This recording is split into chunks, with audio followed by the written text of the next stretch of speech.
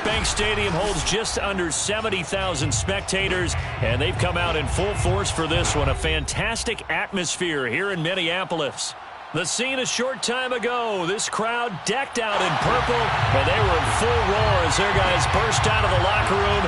We're ready for football, folks, as the Vikings get set to do battle with the Cleveland Browns. Taken at the 15, a short kick. And they're going to start this drive in pretty good shape up past the 30. First and 10 at their own 31-yard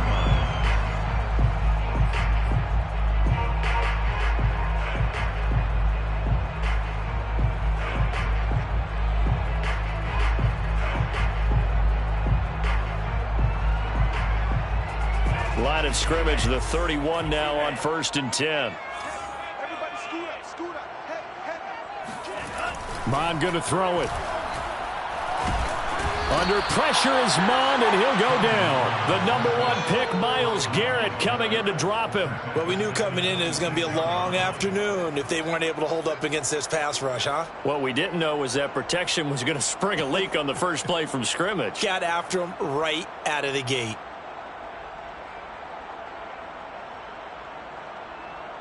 Got to assume this defense will be charging again here. It's 2nd and 15.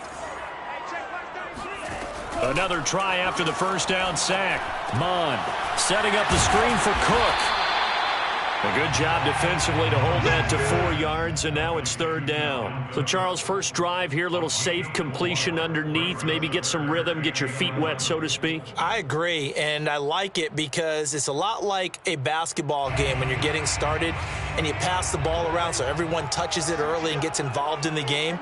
In this case, it's not just dumping it to a back and he's able to run with the ball, but you get your offensive linemen involved because they get to get out and run and hit people in the open field. Everyone getting their feet wet early.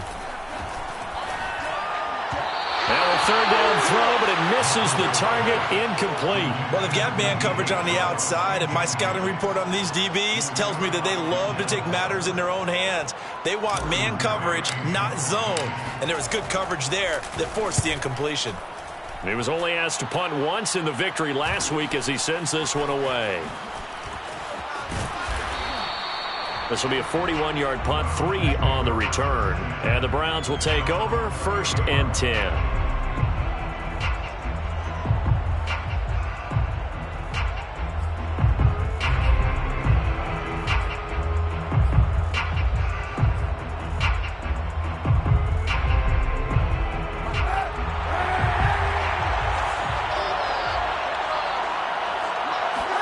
On 1st down, Kaepernick.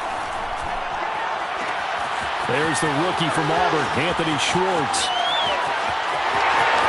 And all the way in. Touchdown, Cleveland. Anthony Schwartz with his first career NFL touchdown. And the Browns have taken the early lead. For as big and strong as some of these guys are, especially when you see them in full pads, it is sometimes hard to appreciate how truly fast they can move. That was incredible. And that's the kind of play where you have to kind of catch your breath afterwards. So just give me a second here, because when he shifted into high gear, he was an absolute blur out there. No substitute for speed. We talk about that all the time. The evidence was right there. And the final clocking on the next-gen stats. Look at this, 22.3 miles an hour was his top speed. The Minnesota offense about ready to get this next drive underway. And the last drive, their first drive, 3 and out. What changes here, if anything? I think it's making sure the guys that you trust the most with the ball, the biggest playmakers you have, that they touch it on this possession to try and get things moving. So get it to the horses. Without a doubt. They're the ones that typically end up in the end zone. First play of the drive goes the wrong way. Here's 2nd and 12. Mond out of the shotgun. He's going to find his tight end. That's Chris Herndon. And they work this well upfield across the 45. The play began back at the 23, and they pick up 23. 46-yard line.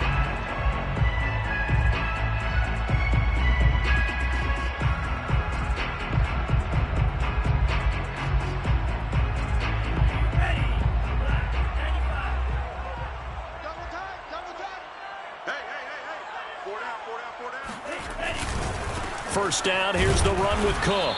And he'll lose yardage on the play back at the 45-yard line. He'll lose a yard there, and it's 2nd and 11. Nice play right there to stop him behind the line, but I want to see how this defense continues to play him here in the first half. Yeah, we know. You know better than I. He has the ability to take over a game, so what do you do? Yeah, I think you have to make sure that you bottle him in at varying levels, because if you crowd everyone to the line of scrimmage, if he breaks through, there's nothing but room to run. Pushing through the contact, and he'll be taken down at the 44-yard line. So from 2nd and long, now we go to 3rd and very manageable. Yeah, they love that phrase, don't they? Because as an offensive coordinator, you can keep people a little bit off balance and guessing, because you don't have to throw it. You can come back with a strong run game if you want to. And if you're in 4-down territory, that really opens things up for you.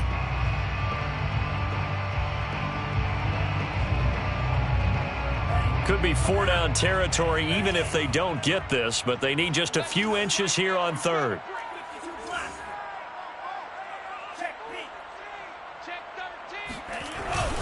They'll run it. Here's Cook. Powers through, and he'll be brought down, but a tip of the cap on the spin move as that gives him a first down. Give him 7 yards on the play as they do pick up the 3rd down conversion.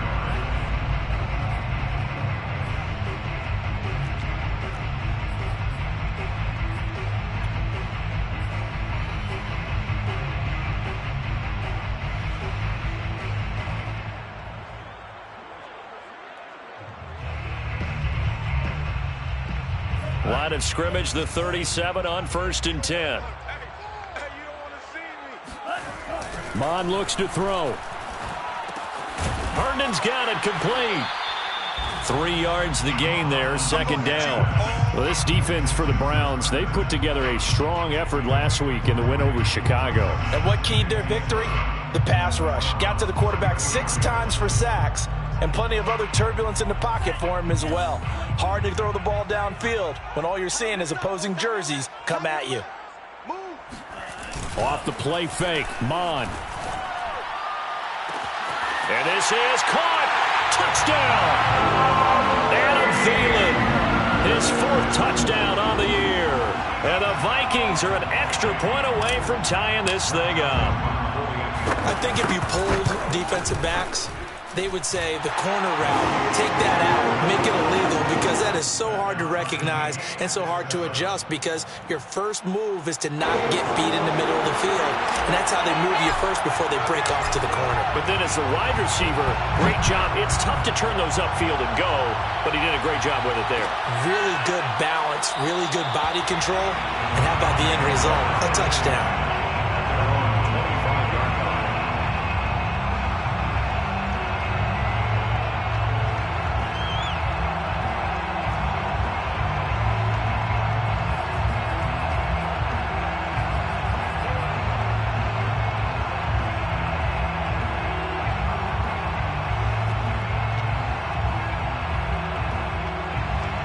The Browns drive about to get started. And last time the formula was pretty simple. 1 play drive, long pass. That maybe they just want to do that again, right?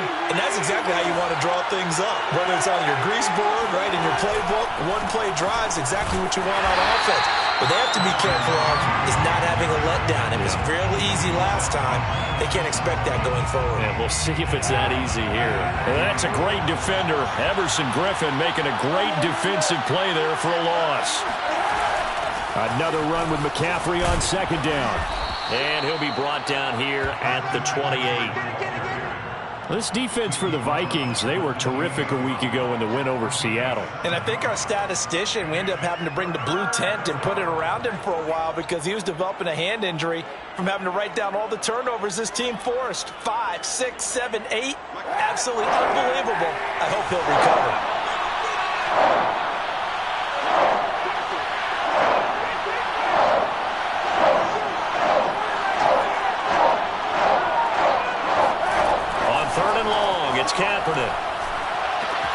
He'll get this out wide here to McCaffrey. And they're able to get this one across the 35. It's a gain of 10, and the Browns are going to get a first down. One of the more productive and durable players up until last year. Remember, in 2019, 116 catches, which was an all-time record for NFL running backs. Trying to come back from an injury-filled 2020, just 17 catches on the year. Sure is great to see him back on the field doing his thing. And he'll take this up over the 40 to about the 41. The tackle goes to Harrison Smith. This defense for the Vikings, they were terrific a week ago in the win over Seattle. Even better than that, they pitched a shutout in that game, and I'm telling you, trust me on this one. That's a confidence builder for the rest of the season. When you get a defense that puts together a performance like that this early in the year, well, that sends notice to the rest of the NFL and spreads confidence throughout the locker room that they're going to be a force to be reckoned with. The last run got 3. Now here's 2nd and 7. Now Kaepernick. Throw left side complete. That's Hawkins. Give them 5 on the screenplay, and that'll set up a 3rd down.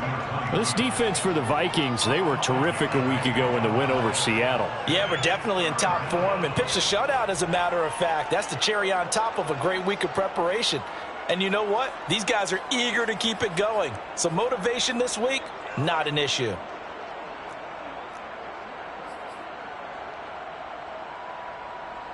And it looks like we've got a dime set here defensively. 6 DBs in the game. Off the option, here's McCaffrey. And the pressure gets to McCaffrey as they stop him short of the line to gain.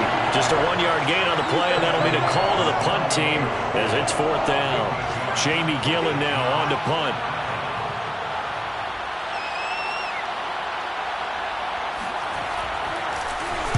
They only punted twice in the win last week as he gets this one away.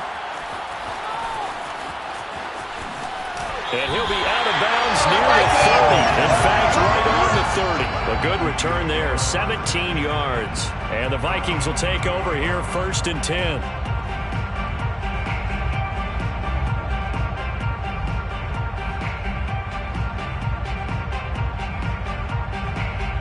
Here are the Vikings now to start their next drive. And that last drive, so effective in the passing game, resulting in the touchdown.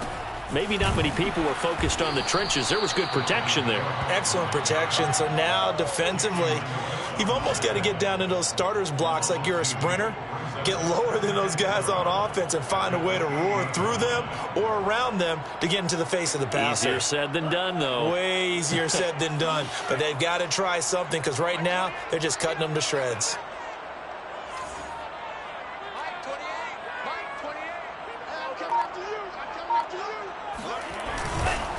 Second down, they go right back to Cook. And not much. Maybe a yard up to the 29. Jalen Phillips on the tackle. These two teams all tied after one. The score tied 7-7.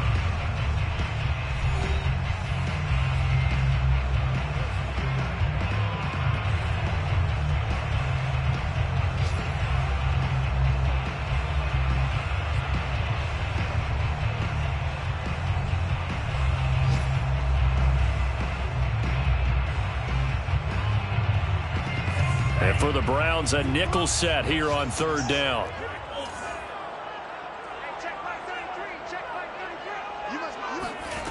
Now Mon. And that's going to be incomplete. The coverage too good there. The contact popped the ball free, and it's 4th down. I'll tell you what, these last couple of drives, much better from a defensive perspective. They gave up a touchdown on the opening drive, and then after forcing a punt on their last possession, it looks like they're going to get the football back again. So possession goes over here on the punt. And the offense will take over with a new set of downs.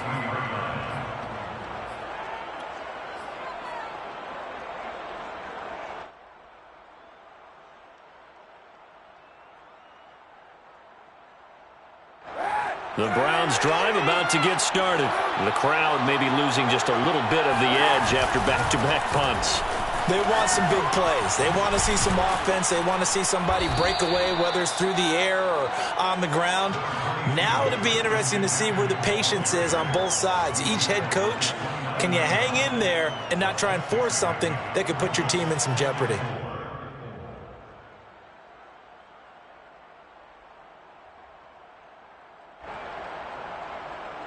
working with a 2nd and 4.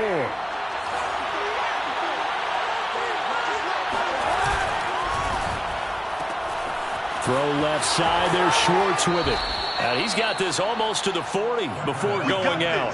2nd catch for him today, and it'll wind up a 1st down. I like watching the wide receiver screen because it's a real teamwork play. Because guess what? The guy catching the ball, he'll get all the credit. But how about the people up to block in front of him, either fellow receivers or offensive linemen? That makes that play a really nice timing play, and sometimes it can break big. On 1st and 10, here's Kaepernick. And he's got his man on the crossing route. That's Landry. And he'll take this to the other side of midfield before going out of bounds. 15 more there, and they're on a roll. It's another 1st down. 1st down, Browns.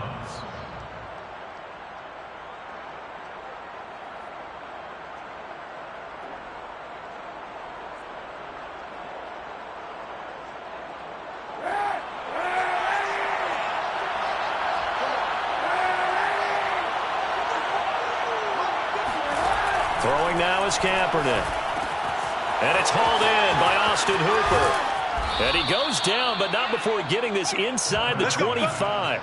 Good work after the catch. Going to net him 23 and a 1st. You don't always expect tight ends to be big in terms of run after the catch, but after that play, he joins a growing band of players that's putting that stereotype right on its ear.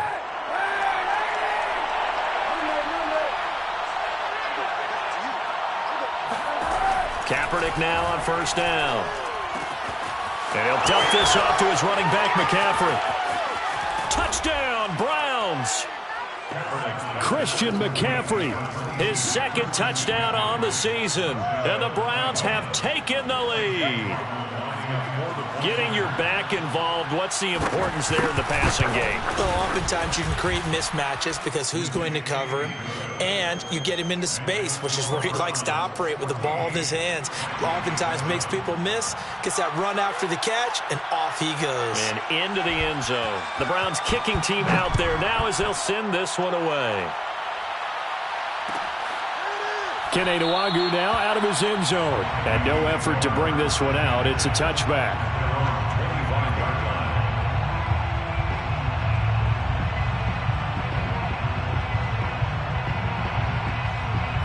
The Minnesota offense about ready to get this next drive underway. They trail a 1-score deficit, 14-7, as they come up 1st and 10. He finds an opening past the 40, and he'll be out of bounds, but able to get it up past the 45. That's good for 21 yards and a 1st down. And that's why Dalvin Cook is the Minnesota Vikings featured back. You put the ball in his hands, good things happen. 2nd in the NFL last year in rushing with 1,557 yards, and that's now back-to-back 1,000-yard seasons with 30 combined total touchdowns. What a player is Dalvin Cook. Mond now off of play action. Under pressure is Mond, and he'll go down. That's Daron Payne with a sack that time. Now, the number one mission of any offensive line, you got to protect that quarterback, keep him safe back there. This time, the rush got to him in a hurry. And this came from the interior of the defensive line, and these guys, they're normally anchors of that spot, and they don't often get clear shots at the quarterback. But in this case, he got past the center and the guard in no time and got there to make the play. So that complicates things a bit here. 18 yards to go now on 2nd down. Now Cook running right. And able to get this one all the way up to about the 46-yard line. 42 yards rushing for him now in the ball game. And after that type of a run, there's some talking going on down on the field, but it's not trash talking. The guy who just carried the ball, he's going back and telling his offensive line, great job, keep it up, and we'll break that one soon. So now 3rd and 10, a big play to start the drive, but nothing since. From the gun, here's Mond. Oh, going for Jefferson downfield. Oh, he tries to force it in, and it's intercepted. Picked by the rookie, Greg Newsome. And he'll get this back to the 32-yard line. 3rd and long that time. He was trying to make something happen, but a little too risky.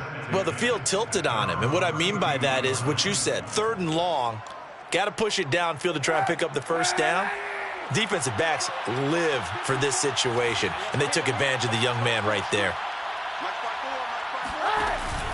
They start on the ground with McCaffrey. And the running lane's non-existent in this first half as they'll stop him behind the line.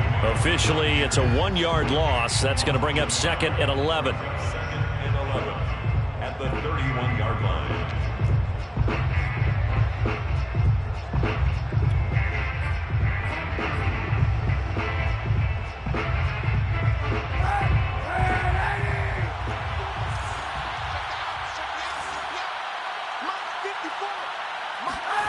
To throw is Kaepernick. He's going to look deep now for Landry. All right, rifles one, and that's going to be intercepted. Picked off by the safety, Eric Reed. Well, he's certainly not been afraid to take some chances downfield. Now, look, it's paid off for him a couple of times. That time, not so fortunate. And that's where I want to start, what you said. It's paid off a couple of times. So his aggressiveness, it's been good for his offense for the most part. So he throws an interception there. No one likes that, but I would not rein him back in. The return on investment thus far has been pretty good. 2 touchdowns to 1 interception. And seeing no options, he just tosses this one away incomplete. Now that'll bring up 2nd down. Oh, I like that right there. Not only was it the right play, throwing it away like that, frankly, I think it was the only play. Yeah, got outside of the pocket, realized he had nothing, just chucked it free. Yeah, live to fight another down, right? On 2nd down, Cook. And he'll get this out past the 45 to the 47. 4 yards the gain, and it'll bring up a 3rd down. That 2nd down play call was not to pick up the 1st down. It was to accomplish what they did to get them into a manageable 3rd down because they had incompletion on 1st down, so they were behind the sticks, so to speak. They needed to make up some ground, and they did. The Vikings on 3rd down. They've only converted once in 4 tries. This will be 3rd and 6. A throw there, but that's going to wind up incomplete. So it doesn't look like they're going to be able to build off the turnover. Well, the defense certainly did its part to get them the football, but you're exactly right. It looks like they're going to have to punt this one away. And it's not a turnover, but doesn't it feel like one after grabbing the momentum with the defensive play? Yeah, and they had all that momentum after getting the football, and now zapped right back in the other direction. So a change of possession here on the punt. And the Browns will take over with a 1st and 10 deep in their own territory.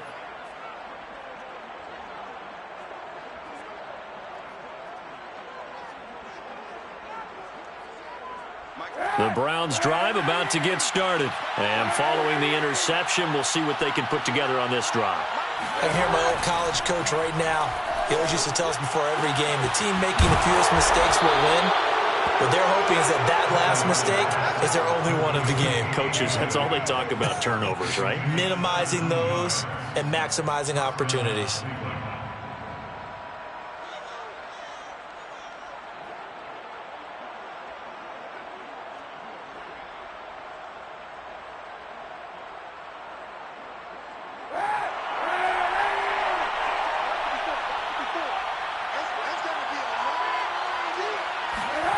Play action. Now Kaepernick. He's going to air one out. And this is caught right along the sideline. What a job of keeping the toes in bounds there. Well, he's been doing this for a lot of years. The arm strength still there, and he showed it off on that one. And as that ball was hanging in the air with the receiver streaking downfield to meet it, here in the stadium, you could just sense the crowd thinking, oh, no. And their worst fears were realized as that one turned into a long touchdown. And that throw, wow, 72 yards in the air, according to Next Gen Stats.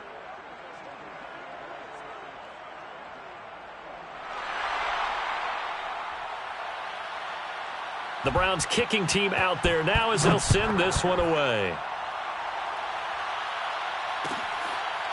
Kene Nwagu now out of his end zone. And this will be a touchback, so they'll bring it out to the 25.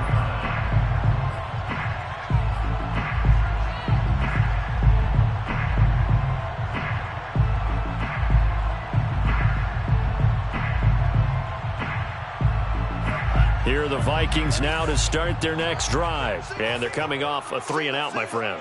I think they've got to look at that play sheet and go to a spot that they haven't gone before. Time to shake things up a little bit to try and get this offense moving. Okay, so how do you do that? How do you shake things up? You look at what you called before, realize it hasn't worked Go to so something well, else. and maybe you try and find one of those special plays from one of your better players, and maybe try and hit something big and get things going in the excitement area. Took just one play to move all the way to the 44 as they try again on first down.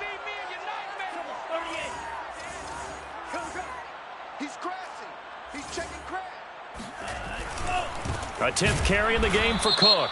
And good pressure defensively to stop him for a loss of a couple. Now there's also a flag to go with it. He was trying to clear the way, the big fullback. Instead, he gets a hold. And you don't see that very often on running plays from those guys because usually they're the lead blocker. Normally when he gets caught, it's in a passing situation. They're backed up here with a 1st and 20 now after the holding penalty.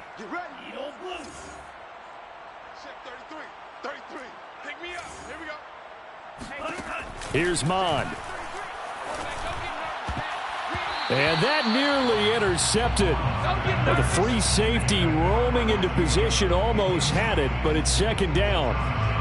This defense has been very disruptive early on as they force another one to go awry. Seems to be the front and the back end. Pass rush, they've been able to get home, and they're taking the ball away in coverage as well. I love how you put it together. The front and back working in sync, only way to play good defense. Now a throw here, hauled in.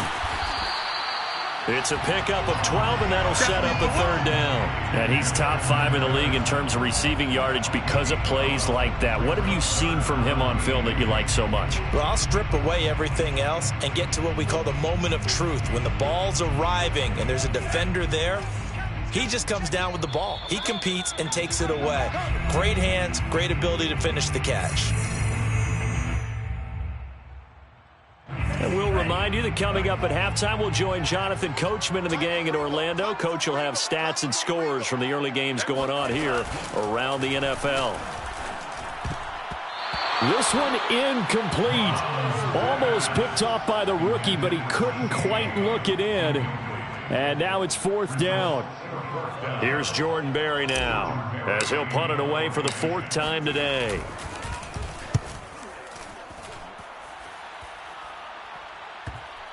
And good hustle here as this is going to be blown dead right at the 9-yard line.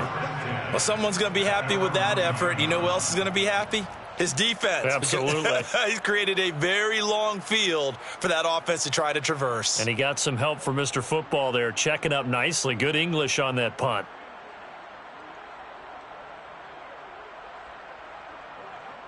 The Browns drive about to get started. They've had a very solid first half, and as we near the end of that first half, they're just looking for a little more on top of their lead right now. And when you put together a game plan on offense, you put together what you think is going to be the best possible scenario, right? Hey, we're going to score. These are the plays that are going to do it. But you also put together your counters, meaning after they make adjustments to what you're doing, what do we have to go to next? The adjustment to the adjustment? Exactly. So I can't wait to see if we come out of the half, how they're going to go about doing things. Do you just keep running what you ran before, or do you go to your counters expecting those adjustments to happen? Before that, we'll see the end here this first half. That'll move the sticks for the Browns, a gain of 12. Most of their damage has been done through the air. I mean, they've rung the bell 3 times with passing touchdowns, but guess what? Ground game has not been neglected. Nice little burst right there.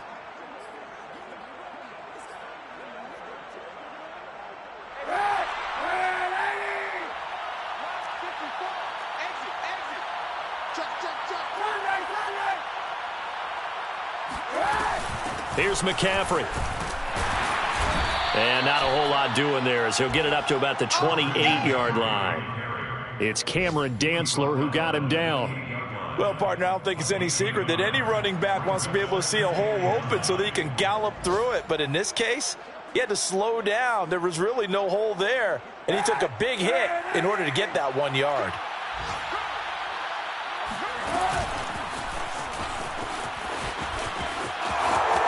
Space to maneuver at the 40. And past the 40 before he's out of bounds. 13 yards to pick up there. Good for a Cleveland first.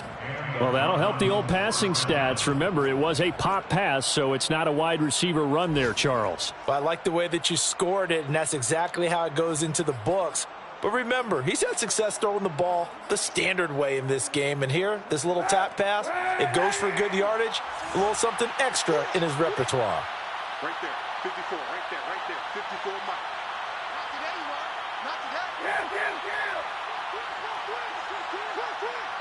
Mike 54. Mike 54. Stop your run.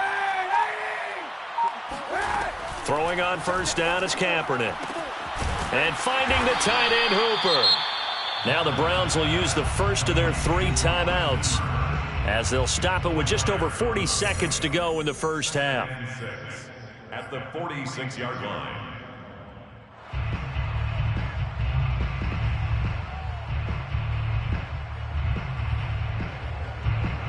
6 yards left on second down.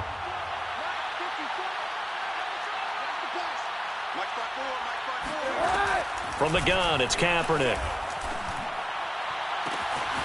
Got a man right side, it's McCaffrey. And this is going to turn into another first down as the tackle is made at the Vikings' 27-yard line. A really good pickup of 28 yards.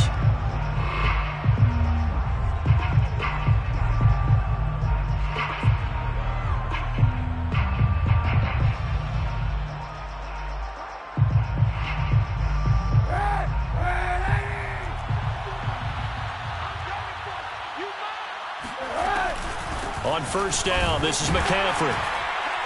And he'll lose yardage here, going down back at the 28. The Browns will quickly use their 3rd and final timeout as they'll stop it with a little over 30 seconds to go in the first half of play. Maybe just a slight detour on what's been a strong drive. Here's 2nd and 11. Here's Kaepernick to throw. And that one will fall incomplete. Clock here now just under 30 seconds to go in this first half. Anthony Schwartz, the intended target. And that takes us from 2nd to 3rd down.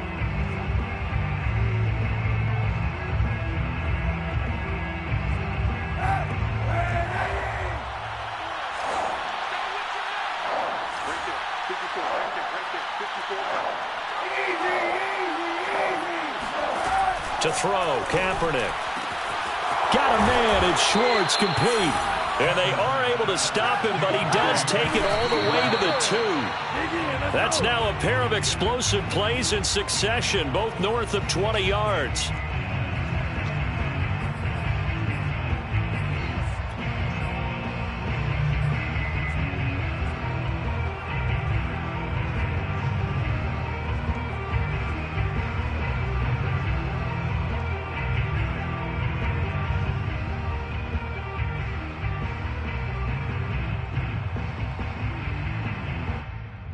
Second and goal, and they will try again from the 2-yard line. Again, it's Kaepernick. And this is caught. Touchdown, Cleveland. Odell Beckham in the final seconds of the first half. And the Browns go coast to coast and finish the drive off with 6 points. That's one of the better examples of clock management I've seen. Whittled it all the way down just about and still put the ball in the end zone. Yeah, just a methodical drive and something really to take into the lockers here. So not much time to speak of remaining in this first half as the kick's away. Kene Nwangwu now out of his end zone. And only able to get this to the 19, so probably should have opted for the touchback.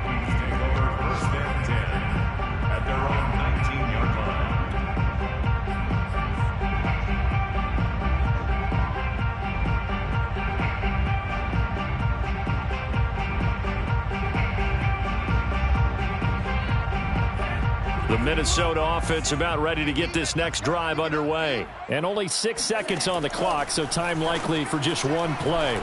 Lets it fly for Thielen. Launches deep. A jump ball, and this is caught. So we come upon halftime, and it's the visiting Browns with the lead. As we send you down to Orlando, where Jonathan Coachman has our EA Sports halftime report. Coach. Final adjustments being made in the locker rooms. We're just about ready for the second half from Minneapolis. And for the call, let's rejoin Brandon and Charles. All right, Coach, thank you, and we welcome everyone back for quarter number 3. The Browns are going to get the second half kickoff, and they've got this lead as well as we are back and underway. This will be brought out from the middle of the end zone, and he will not bring it out. It's a touchback.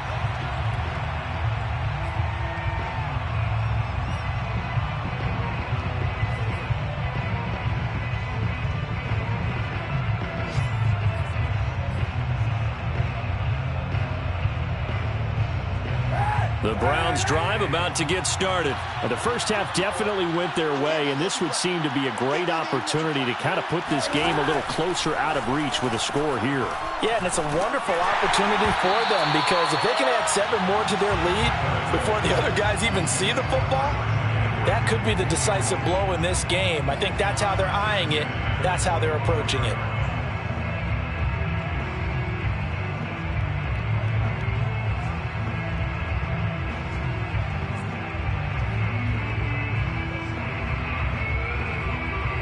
An incomplete pass leads to 2nd and 10 from the 25.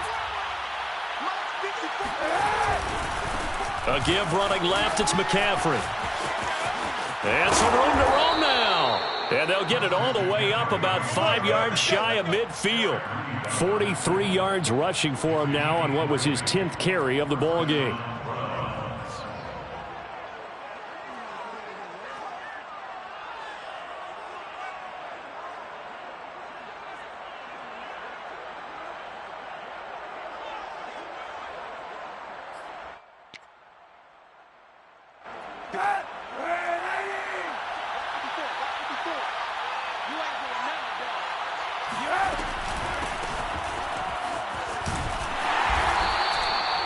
Just a yard on the first down carry, so it's 2nd and 9. Well, sometimes you just have to give credit to the defense. Great job there at the point of attack, holding up. They won their battles at the line of scrimmage, left him no space to try and run. A really nice job swarming to the ball carrier. The run only got a yard. Here's 2nd and 9. Now Kaepernick. This is complete to Hawkins. It's a gain of 6 on the play, and that'll bring up a 3rd down. And we see another pitch and catch there to the running back. This position just continues to evolve. They become just as critical to the passing attack as a lot of receivers, tight ends, because their ability to make people miss in the open field can really generate big plays for an offense.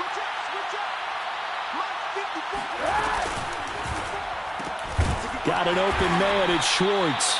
And that play goes nowhere. Taken down, losing yardage at the 50, right at midfield. He lost 2, and it brings up 4th. Here's Jamie Gillendale. He'll boot it away from about his 35.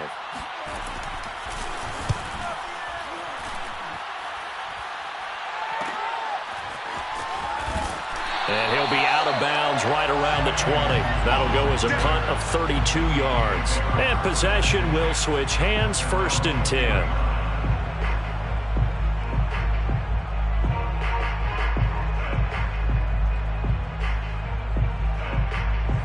Here are the Vikings now to start their next drive.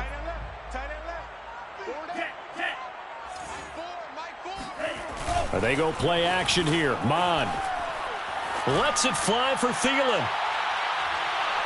And that's going to wind up incomplete. However, we do have a flag down. Let's check in with our referee. This home crowd, they're happy with that call. I like the way you said happy there, right? The so-called good guys didn't get a call. They feel like it's been that way all afternoon.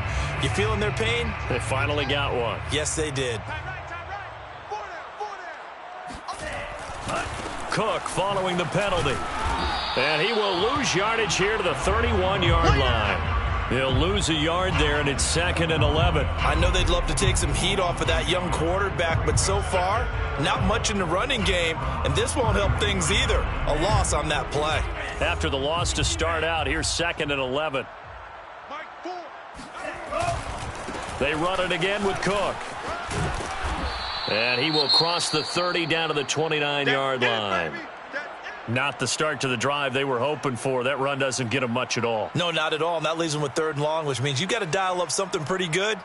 Think your best player with a play that he likes to run best. They got to get to the 20 to keep the drive alive on third down. 90 is a mic. It's been a long day for you. 90 is a mic. I got him. Bond going to throw it. Into a double team, and it's intercepted. Picked off at the 14. And he's able to get it back to right around the 27. That time defensively looked like they showed quite a bit of pressure, but backed off, and it proved fruitful. They get the pick.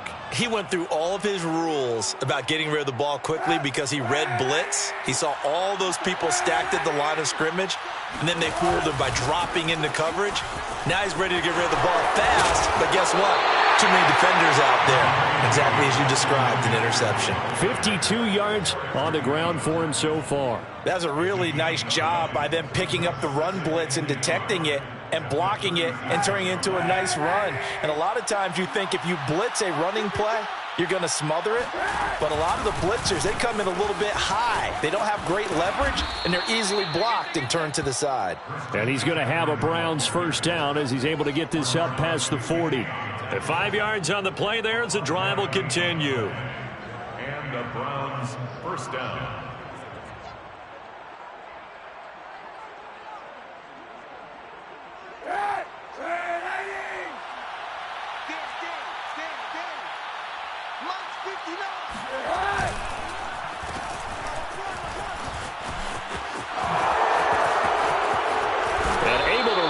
A big chunk of yardage before being dropped inside the 40.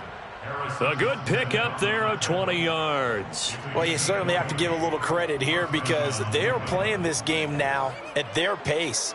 This is ball control football, sustained runs, taking their time and making it work. Now they'll throw with Kaepernick. Eluding the pressure right. And he's got the hook up to Landry. He's going to go out of bounds, but he takes this one down just shy of the 20. 17 yards on the catch and run. It's a first down. Jarvis Landry now in his 4th year with Cleveland, a 5-time Pro Bowler.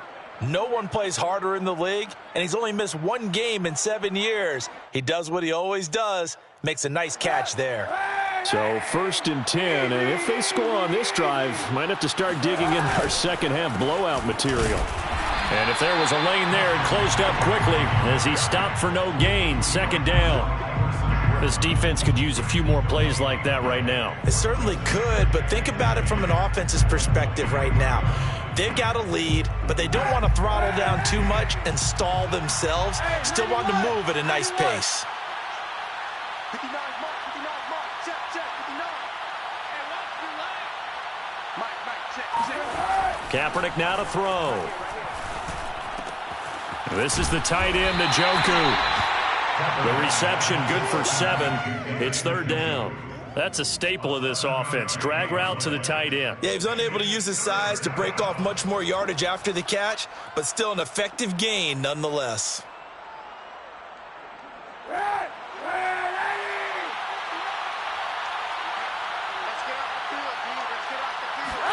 Throwing is Kaepernick on 3rd down. And this is caught for a Browns touchdown by Landry. Jarvis Landry, his 2nd touchdown on the season. And the Browns add 6 to their lead. And, partner, they found a gap there on the post pattern, and it was in the middle 3rd of the field. And that's really difficult to do because ordinarily the safeties are back there to prevent that happening. But they found the opening and exploited it. The Browns kicking team out there now as they'll send this one away. Kene Nwangwu now out of his end zone. The return man down to a knee, and this will come out to the 25-yard line.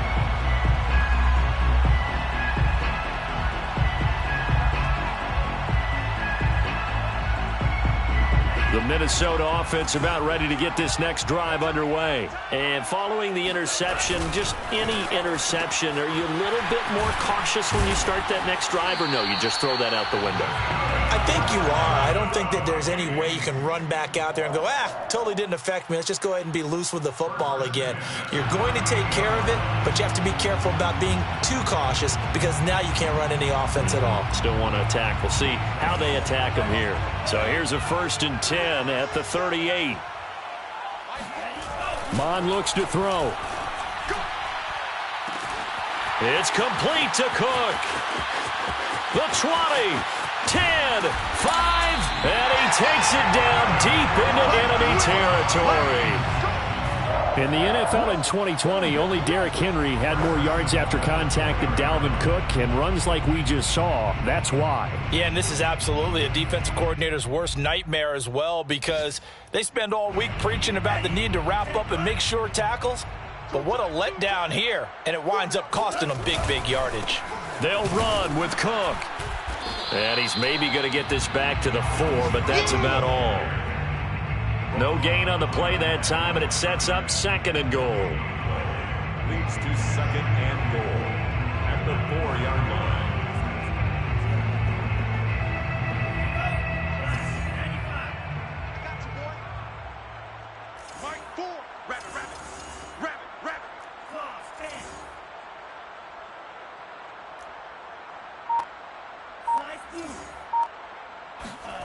Off the play fake, Mon. Rolling to his left. It's caught in the end zone. Touchdown, Minnesota. Chris Herndon, his first touchdown on the year. And the Vikings are able to cut into that deficit. You get down near the goal line, this is where having a sure-handed tight end becomes a luxury, and it pays off big time, especially when the defense sells out against the run, and he finds himself open for an easy touchdown. Minnesota's kick team ready, and the Vikings boom it away. And this is going to be returned from the middle of the end zone. And this will not be brought out. It's a touchback.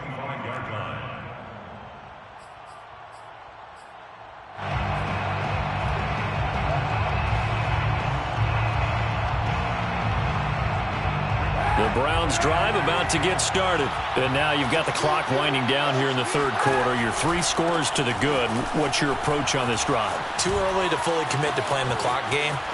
Yet at the same time, you're also not going pell-mell like you would in 2-minute offense. This is what NFL offenses call 4-minute football. Take the clock out of the game a little bit, wind it down, but at the same time, keep advancing the ball down the field. From Viking territory now, they'll come up 1st and 10 at the 49-yard line. To throw, Kaepernick. He's got Hooper on the short connection.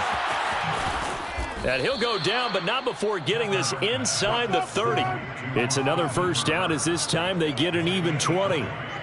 And while we may be looking at the scoreboard, this offense certainly is not, because they're showing no signs of backing down, even with a 3-score lead here in the 3rd quarter. I think they keep taking their shots. They've seen blown leads happen throughout this league. They don't want to fall victim to it themselves.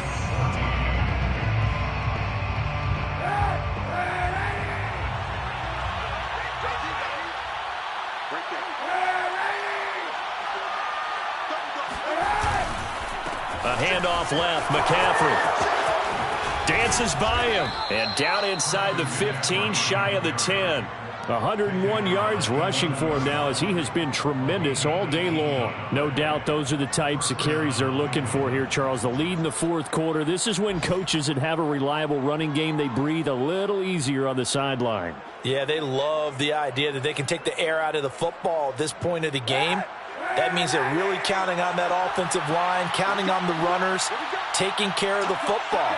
Because you're going to tell your quarterback, hey, no time to be a hero. We're not going to throw it here. Just eat up that clock. And if you have the ball, they can't score. And a short pickup there down to about the 9. Only a yard on the pickup there, and it'll be 2nd down. 2nd and 9.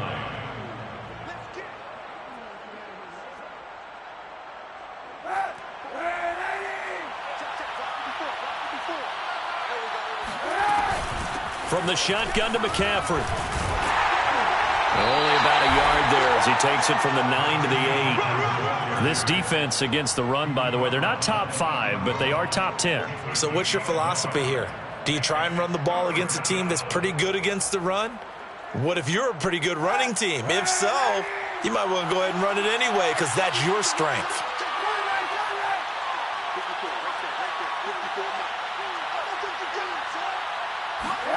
On 3rd and long, it's Kaepernick. And that's going to be caught for a Browns touchdown. Anthony Schwartz. His 3rd touchdown of the season, all coming in this game. And the Browns are looking to make it 2 straight as they add on to this 4th quarter lead. Extra point by McLaughlin is up and good. And that'll increase their lead to 28. Vikings 14. The Browns kicking team out there now as they'll send this one away. Kene Nwangwu now out of his end zone. And there will not be a return here. It's a touchback, and it'll come out to the 25-yard line.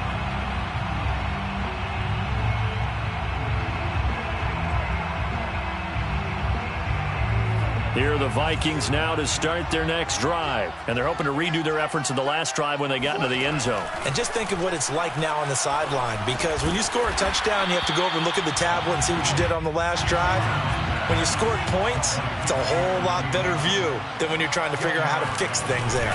From the gun, it's a give to Cook. And he is met at the line of scrimmage, and he goes down right there. Officially, it's no gain on the play, and they'll remain a few inches shy of a first with 3rd down looming. And the throw there going to be incomplete. That incompletion is not a surprise with the way that this one has gone, and the frustration, the body language is evident everywhere. This team, they've really been put through the ringer in this one.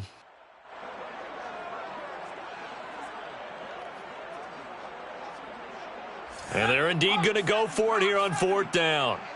So trailing here in the last quarter, let's see how this plays out.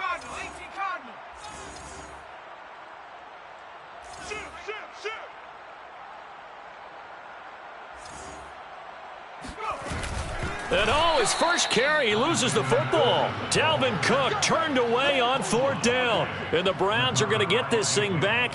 Excellent field position.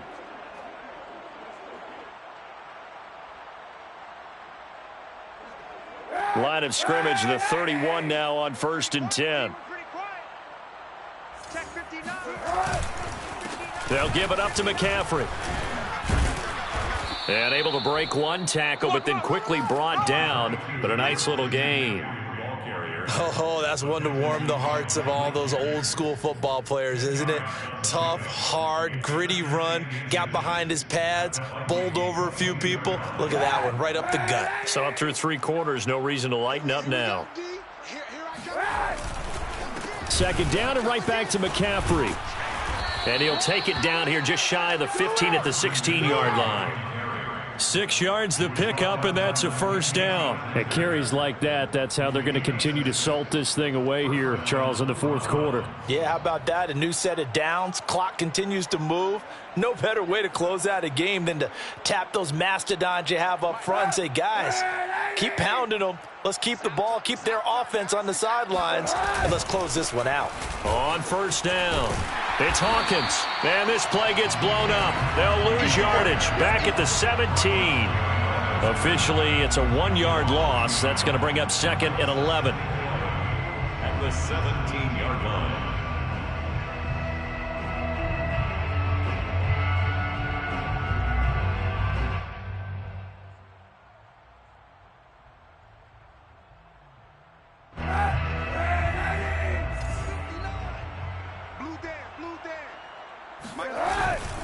They'll keep it on the ground. Hawkins. And he's brought down just outside of the 10 at the 11. He gets them a little over half of what they needed. Now they're looking at a 3rd and 5. At this stage of the game, with the score where it is, the key here is stay in bounds, and he did just that. Not by a huge margin, but he stayed in. And those come up in what we like to call winning edge meetings. The things that you have to do late game situations, kicking situations. Doesn't matter what it is, the things you have to do to win a game, and that comes up in that meeting, then you practice it, they've got to be happy to see it executed, being able to stay in bounds and work the clock. And he'll get this one down to about the 10-yard line. Only a yard on the pickup there, and it's going to leave him with a 4th down.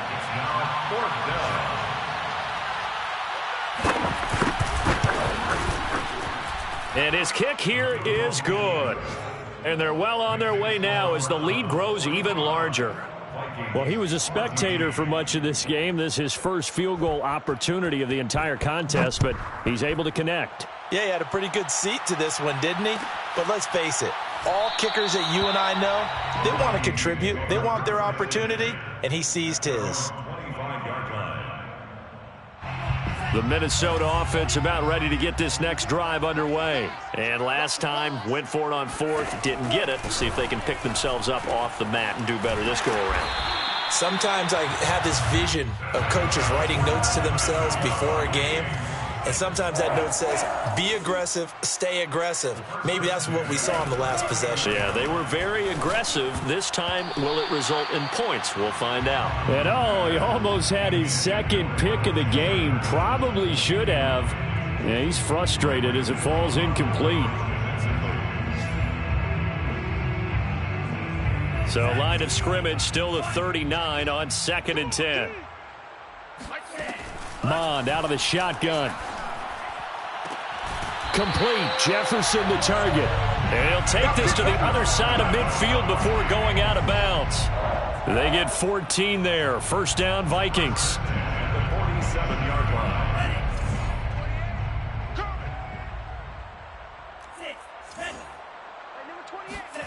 Now Mond. Oh, he dropped it. And that's pretty indicative of the way this one's gone. At this point, down big, you'd have to imagine this defense, they're just going to sit back, blanket the field as best they can. Yeah, this is actually the easy part of the game for them because, just as you noted, they can sit back, keep everything in front of them. But they blanketed the field the entire... And he's going to be intercepted for the 3rd time thus far. John Johnson with the INT. And he'll take this back all the way up past the 45-yard line. The utter domination here just continues. This defense, I don't know what more we can say all around about their performance. Well, it certainly feels in this game like maybe they're facing a Canadian defense. 12 guys on the field. It feels like there's an extra on every snap because they have really struggled to make headway through the air. The Browns drive about to get started. They'll run on 1st down. It's Hawkins. And this one goes nowhere. Losing yardage on the play back at the 46. He'll lose a yard there, and it's 2nd and 11. Brandon, it's clearly a running situation when you're up in the 4th quarter. They're going to have to stack the box and make it difficult for them to move the ball. Made it very difficult right there. Now they need to repeat that effort. Yeah, bring 7, 8, 9, whatever it's going to take to slow them down. A loss of a yard there to start out. That leads to a 2nd and 11. They'll try and burn some clock now with McCaffrey. And he's got it across the midfield stripe and into Viking territory. Give him 4 on the ground there. They're now left with 3rd and 6.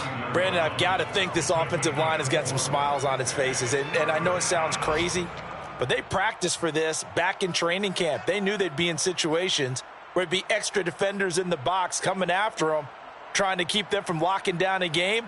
Right now, they want to show the world they're up to the challenge. The Browns on 3rd down. They've hit 4 of 7. This will be 3rd and 6. They'll try and run some clock here as they keep it on the ground. And he won't be close to a 1st down as he runs into a wall right around the line of scrimmage. No gain on the play there, and it'll bring up 4th down.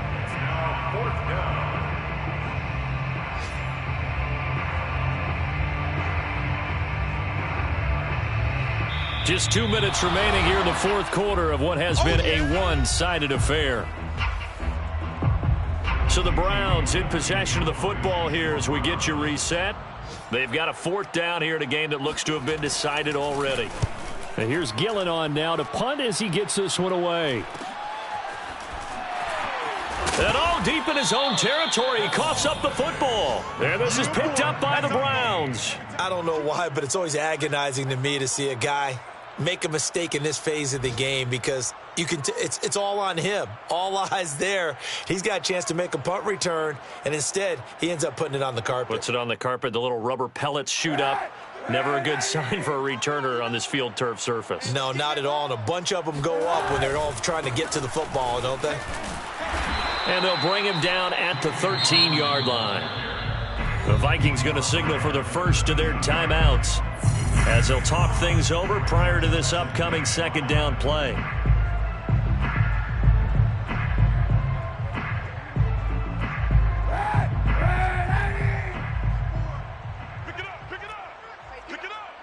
Right there, 54. They'll keep it on the ground. It's Hawkins. Now the Vikings will use the second of their timeouts as they'll talk it over here before what will be an important third down. It'll be a loss of a yard, and they're going to face a third down.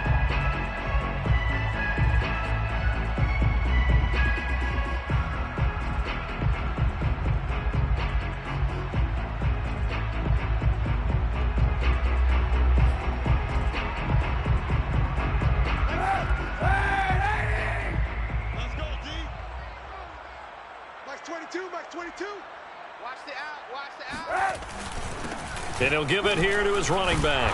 And he's going to come up well shy of the first here as the tackle's made right around the 12.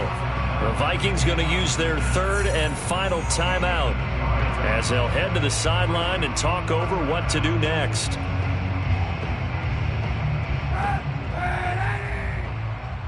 Here we go. Watch Twill. Watch Twill. And on fourth down, they come up and take the knee. So we were looking at each other up here in the booth when they went for that saying, oh, wow, talk about trying to add insult to injury. Some teams are just like that. You know, some philosophies, some coaches are like, look, when I got a chance to put some more points on the board, I don't care what the situation, I'm going to do it. And they're also the same coaches as a general rule that if someone does it to them, you won't hear a people protest out of them. That's just who they are. That's complete. It's Cook. And he's out right at the 25. Right off the bat, it's a first down to start the drive, 12 yards. First and 10 at the 25-yard line. Mon now off of play action. Now a desperation throw deep downfield. And this is going to fall to the ground, incomplete. That very nearly their fourth pick of the game. Instead, second down.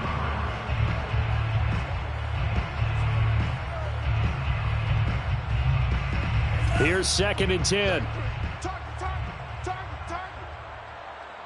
check line 33. He'll look to throw. Completes this to Jefferson. And he'll be out of bounds, but able to get it up past the 45. A gain there of 21 yards. Well, this game is certainly pretty well over. They go ahead and mark it in the win column. But as a defense, they don't want to get so soft now that everybody just throws the ball all over the place against them, gets big yardage, and puts points on the board. They have pride, too, on that side of the ball. Now pass there, complete to Westbrook. One thing I think that's safe to say defensively, the tackling's been really good. And because of that, it's been very, very hard for them to move the ball because you're not getting the benefits of run after catch. They're tackling them almost on the spot. That means you have to run extra plays, harder to move it.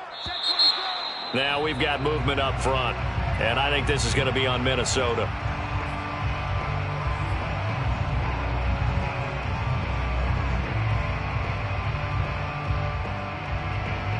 They were looking good on second down, but now they're backed up 5 yards by the false start, and it's second and 8. Here's Mon.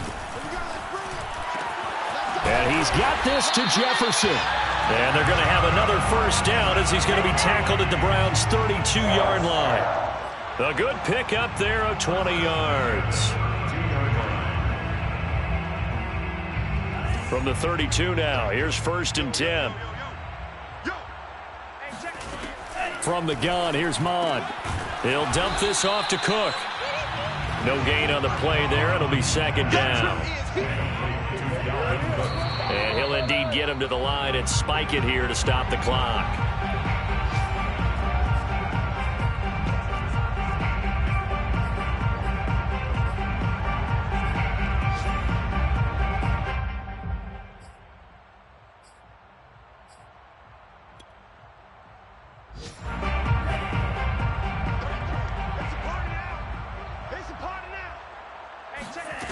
One final shot. They'll look to throw. Oh, going for Jefferson downfield.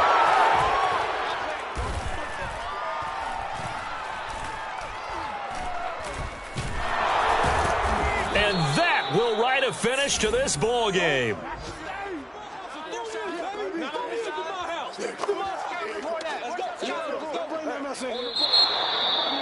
Well, Charles, it's one thing to win. It's another thing to win and put up the amount of points that they did. Boy, were they clicking on offense. They can't help but feel great about themselves, can they? I mean, what a game to put up that number of points, continually feeling like they're moving the ball and things are working and clicking.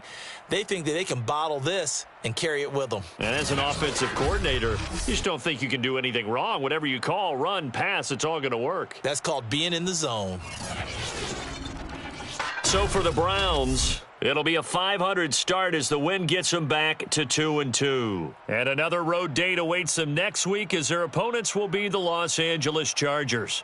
Meanwhile, for Minnesota, they'll drop down to 1-3. And they'll get a home date next week against the Detroit Lions.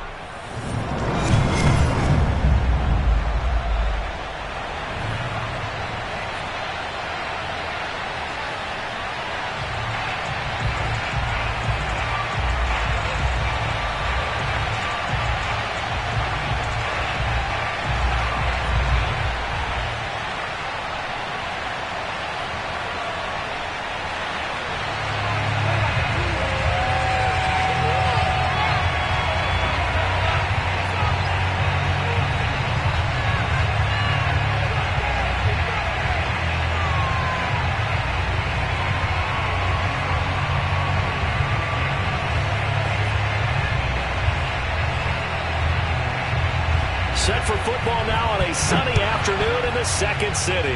And off we go from Soldier Field. From a yard or two deep, here comes a return. And he'll be brought down at the 28-yard line, so the decision to bring it out of the end zone gets him 3 more.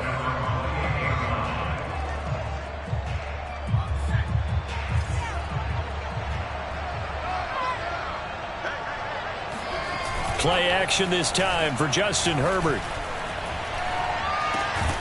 That's to Dalvin Cook, his running back.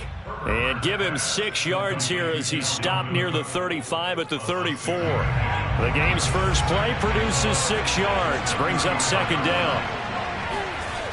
Now it's Herbert. That's complete to his tight end, Waller. And he'll be taken down, but not before he gets into enemy territory. And this was a nice example of an offensive coordinator scheming his guy open. Just a little underneath route, just trying to free up some space, and it worked awfully well. Got him not just space, but plenty of room to run after the catch to pick up really nice yardage. 7 yards the pick up there. I have no crystal ball up here. I can't truly see into the future. But if they don't start getting some pressure on him, make him move around a little bit and do something with the receivers to, change up their timing, they're just going to get shredded as we've seen so far. Right now, they're off to a blazing start. Yeah, and you are right. He looks way too comfortable back there in the pocket. Yeah, there shouldn't be a pillow back there for him, all right?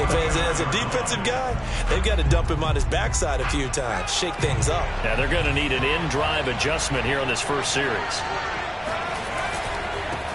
Now the first carry for Dalvin Cook. Gave a glimpse of his power, but not a whole lot of space. Down at the 30. It's a pickup of 4, and it'll bring up second down. Not a whole lot there. The defense was ready, it looked, for that run-pass option. You get the sense that next time he has that opportunity, he may keep it himself and get to the perimeter. Probably owes his back a little bit of an apology on that one, huh?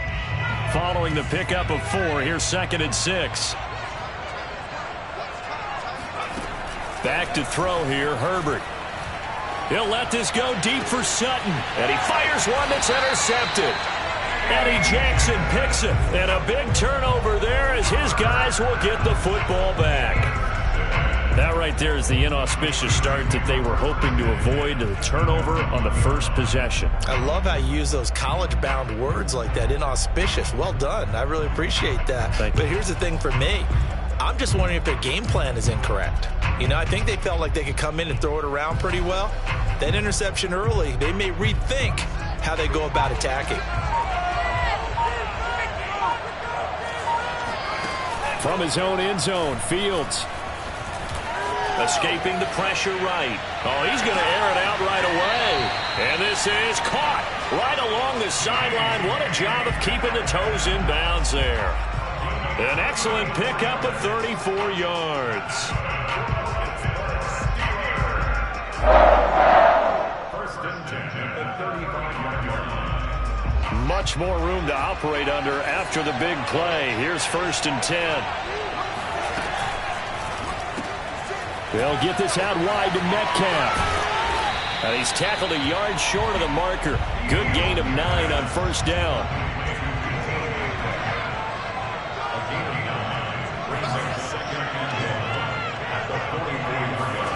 Play action. It's Fields. Going deep here for Allen. And this is caught inside the 5. And he's going to take it in for a Steeler touchdown. Keenan Allen, 56 yards. And the Steelers have taken a first quarter lead. On here, Brandon McManus for the point after. And he'll put it through to make it 7-0 Steelers.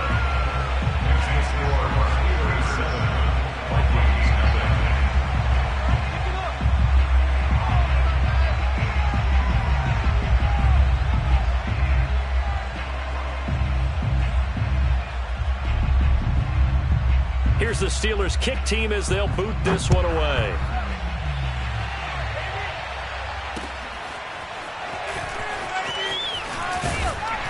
And he's able to get this across the 20, but not by much, as he's marked down officially at the 21. Here are the Vikings now to start their next drive. And there are parts of their last drive they'd like to emulate. And, of course, they'd like to forget the ending, the interception. But they did put together, Charles, a nice sustained drive to get him down the field. Yeah, and unfortunately for them, the only thing that matters is part 2, right? Because once they threw the interception and finished off the drive, that does them no good to go back and say, well, you know what, a good one going. Finish things off. That's the only way you can get it done. From the 24, Herbert. Swinging this out wide here for Cook. It's a gain of 5, and that is going to set up a 3rd and 1. Brings up 3rd and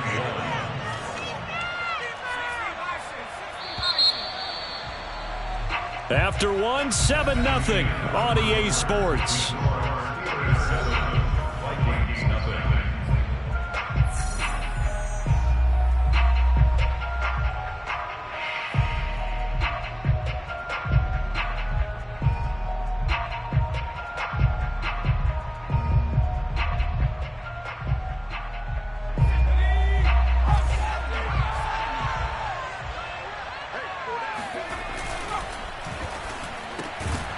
Open here, Adam Thielen. And he will have a Vikings first down as they're able to get the 3rd down conversion.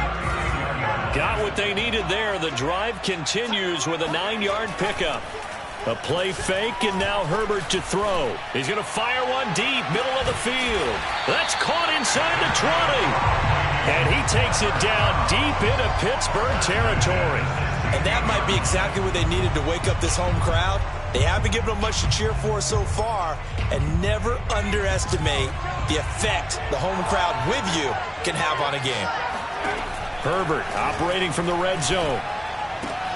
And it's caught. And he's brought down. Back-to-back receptions for him, and it's another first down.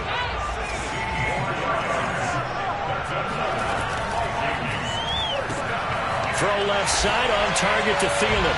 Touchdown, Vikings! Adam Thielen. Excellent work there to get in on the touchdown run. And the Vikings are an extra point away from tying this thing up. Zerline good with a PAT. And we are tied here in the second quarter.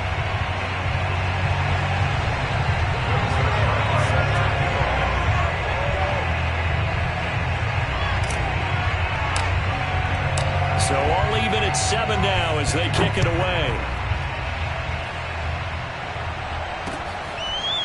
And here comes a return from a few steps into the end zone. No run back here, down to a knee, and this drive will start at the 25.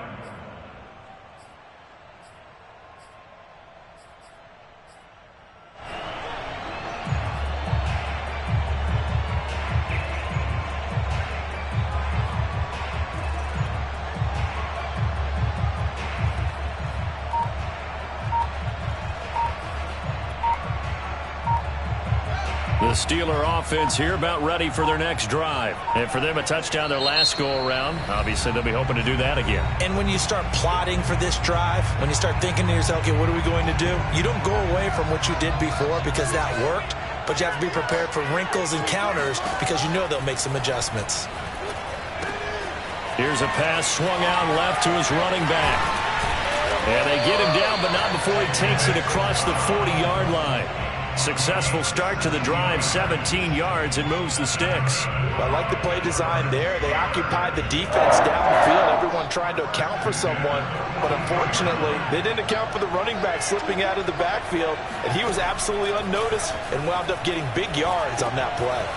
Now left side on the swing pass. Just about every quarterback is trained to really look downfield first before you come back and make a nice, safe throw. And in this case, that's exactly what he did. Found his running back, let him create some space, and it turned out to be a nice play for the offense.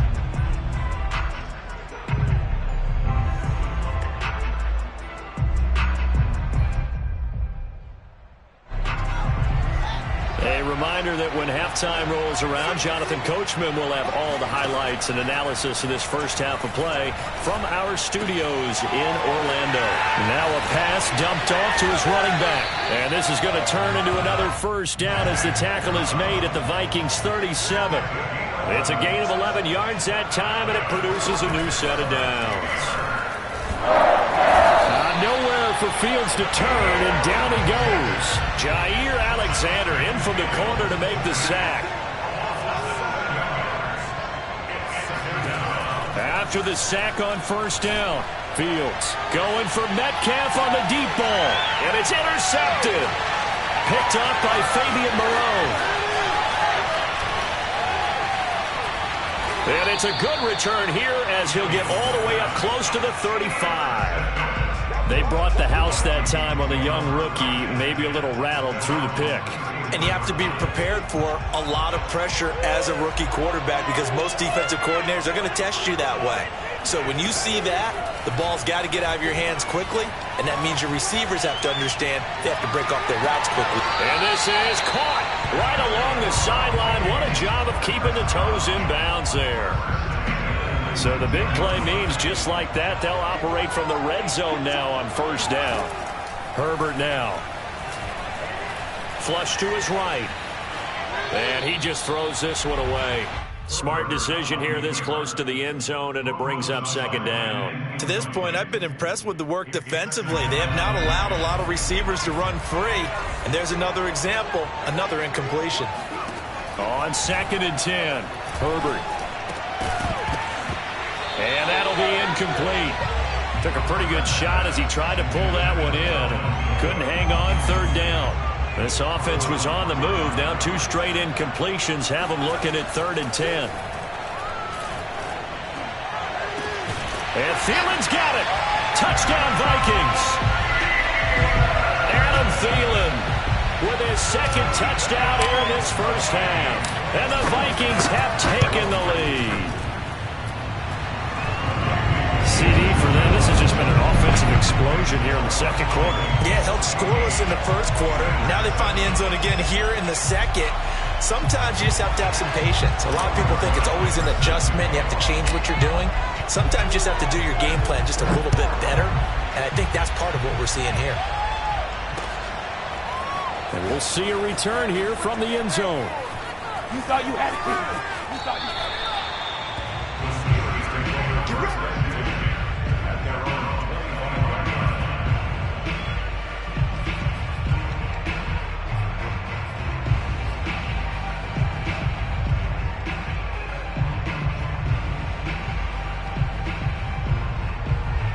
The Steeler offense here about ready for their next drive. And with them trailing, there is still enough time to try to string a few plays together, maybe get into field goal range. And a big loss here as he's taken down. Now the Steelers use the second of their 3 timeouts as they get it right at the 32nd mark of this first half. Now this one from about 2 counties over after the sack. They come up on a 2nd and very long. Another try after the first down sack. Fields flushed out right. On the run, he'll let this go deep right side. He rifles one that's intercepted. Picked up by Jair Alexander. And his guys have got it back at the closing stages of the first half. Well, young quarterback Charles rolling to his right. I know he's right-handed, but is that one that maybe a veteran sticks in his pocket? I think so, but you have to remember with young quarterbacks, it may take a few years before they get all the stuff out of them that they did earlier in their career or even in their college days when they were used to being dominant. In this case, the NFL veteran defense ended up winning the battle. The former first-round pick Marlon Humphrey there to get a hand on it. So now 2nd and 10 after the incompletion on first down. From the shotgun, here's Herbert. And it'll be intercepted. Picked up by Janoris Jenkins. Charles, not only is that an interception, it's one when you were really knocking on the door for a touchdown inside the red zone. You're actually thinking points no matter what. At worst, you're thinking kicking a field goal and getting 3. We might look back on this in the second half and say, you remember when they didn't get points on that drive? This could cost them. In trouble here, and down he goes. Back at the 8-yard line. So we have reached halftime with a touchdown. That's the difference on the scoreboard. As we'll head down to Orlando, that's where we find our man Jonathan Coachman at our EA Sports Halftime Report. Coach.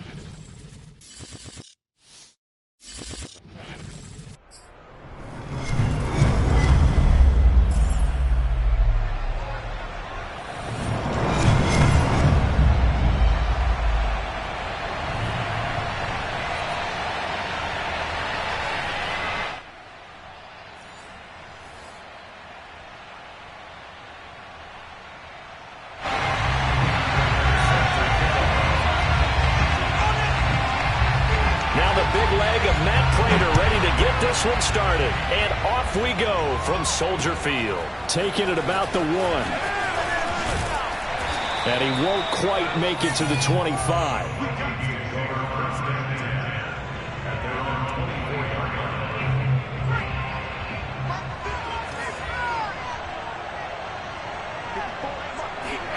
On first down, Justin Herbert. Looking left side, and he's got a man. That's Johnson. And they're able to get this one across the 35. Nice way to start the drive, a gain of 12 and a first down.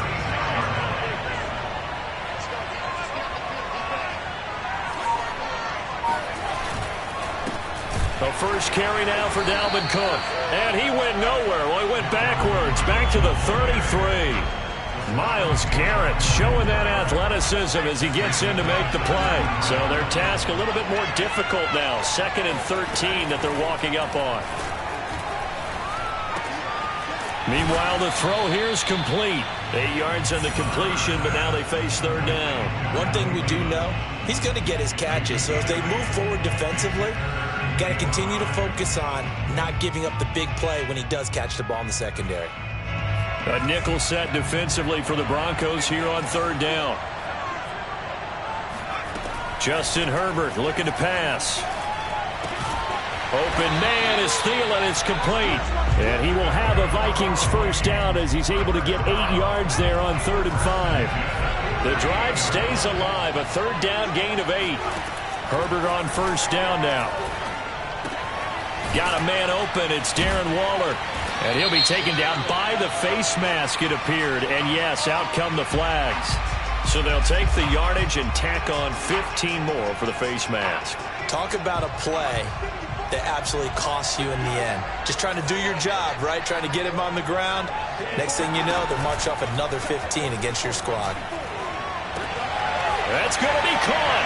And he will score. Touchdown, Vikings. Chase Claypool, 26 yards. And the Vikings have taken a first quarter lead. Zerline connects on the extra point, and it's now a 7-0 game. Now after the touchdown, it's Zerline. He'll kick it away. And here comes a return from just beyond the goal line. And he'll be out of bounds across the 25.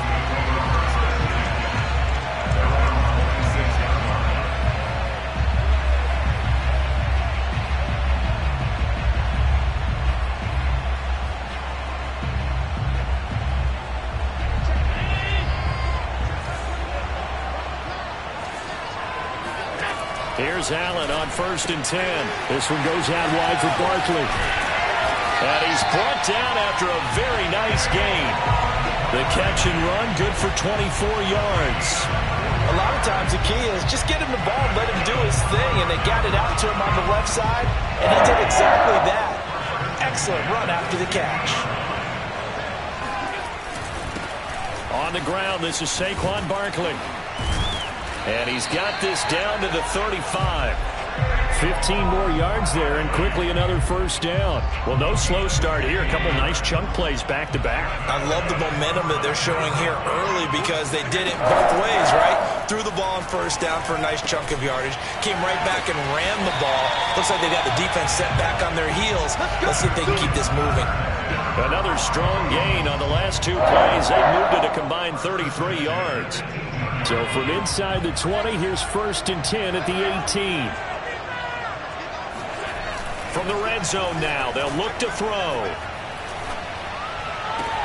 Touchdown, Broncos! Darren Waller, an 18-yard touchdown grab. And the Broncos are an extra point away from tying the football game. Prater for the extra point. And that will tie our score here in this opening quarter of play. Each team's had it. Each team has scored. 7-7 here as the kick's away. From a couple yards deep, he'll bring it out of the end zone. And he'll wind up getting a couple extra yards here for his trouble of bringing it out of the end zone as he's down at the 27. Here are the Vikings now to start their next drive. And they'll be looking to build off of a nice drive last time, a drive that really relied on the quarterback. Making good decisions, distributing the ball well, distributing it accurately, keeping it away from danger. A really nicely run drive. But now the defense, what adjustments do they need to make in the passing game?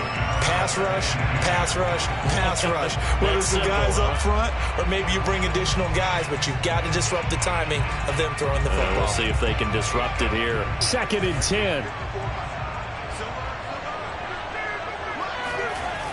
Herbert. Open man, completes it to Claypool. And they work this well upfield across the 45. He had the touchdown on the opening drive. Now he's got a first down.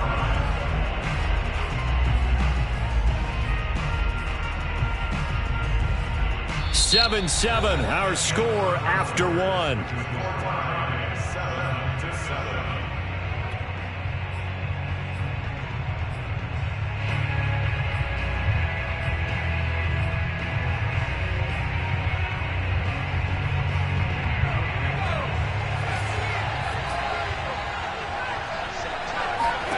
On first down, it's Herbert.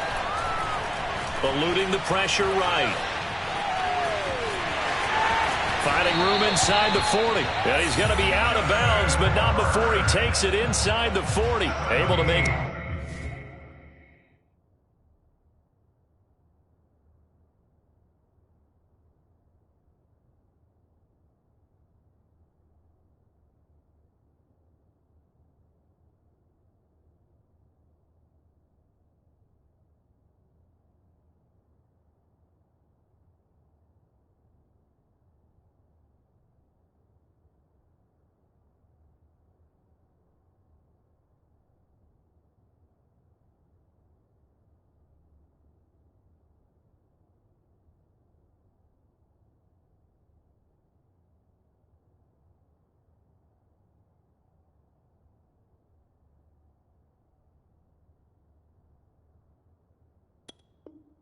Something out of nothing there. 17 yards and a first down. First and 10 at the 36-yard line.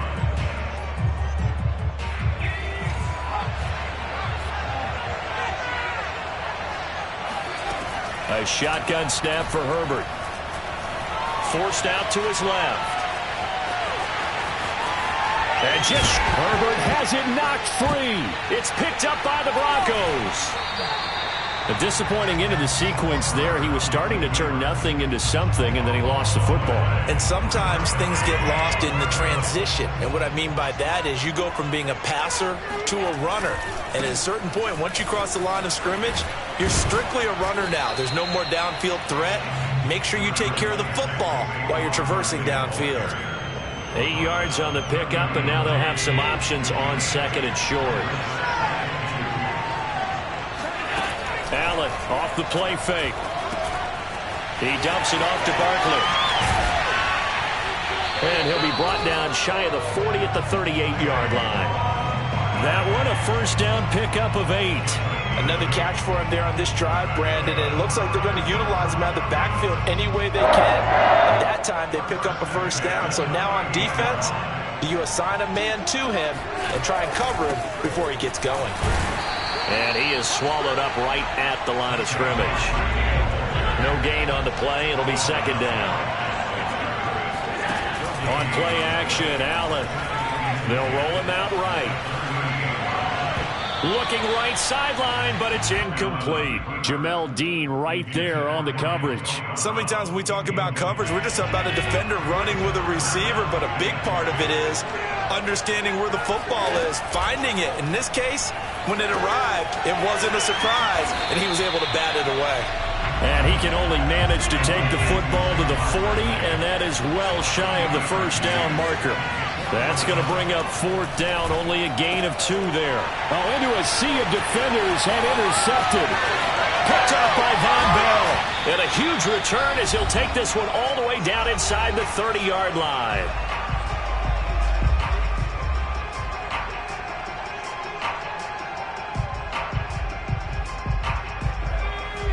Coming up at halftime in a little less than 2 minutes, we'll send you to Orlando where Jonathan Coachman is standing by. He'll have highlights and analysis of this first half. First down, here's the run with Cook. He'll get a nice chunk there on the first down run, and it's 2nd and 4. First play of the drive, let's give credit all around. Excellent blocking, but the guy carrying the ball, he was the finisher. A really nice run.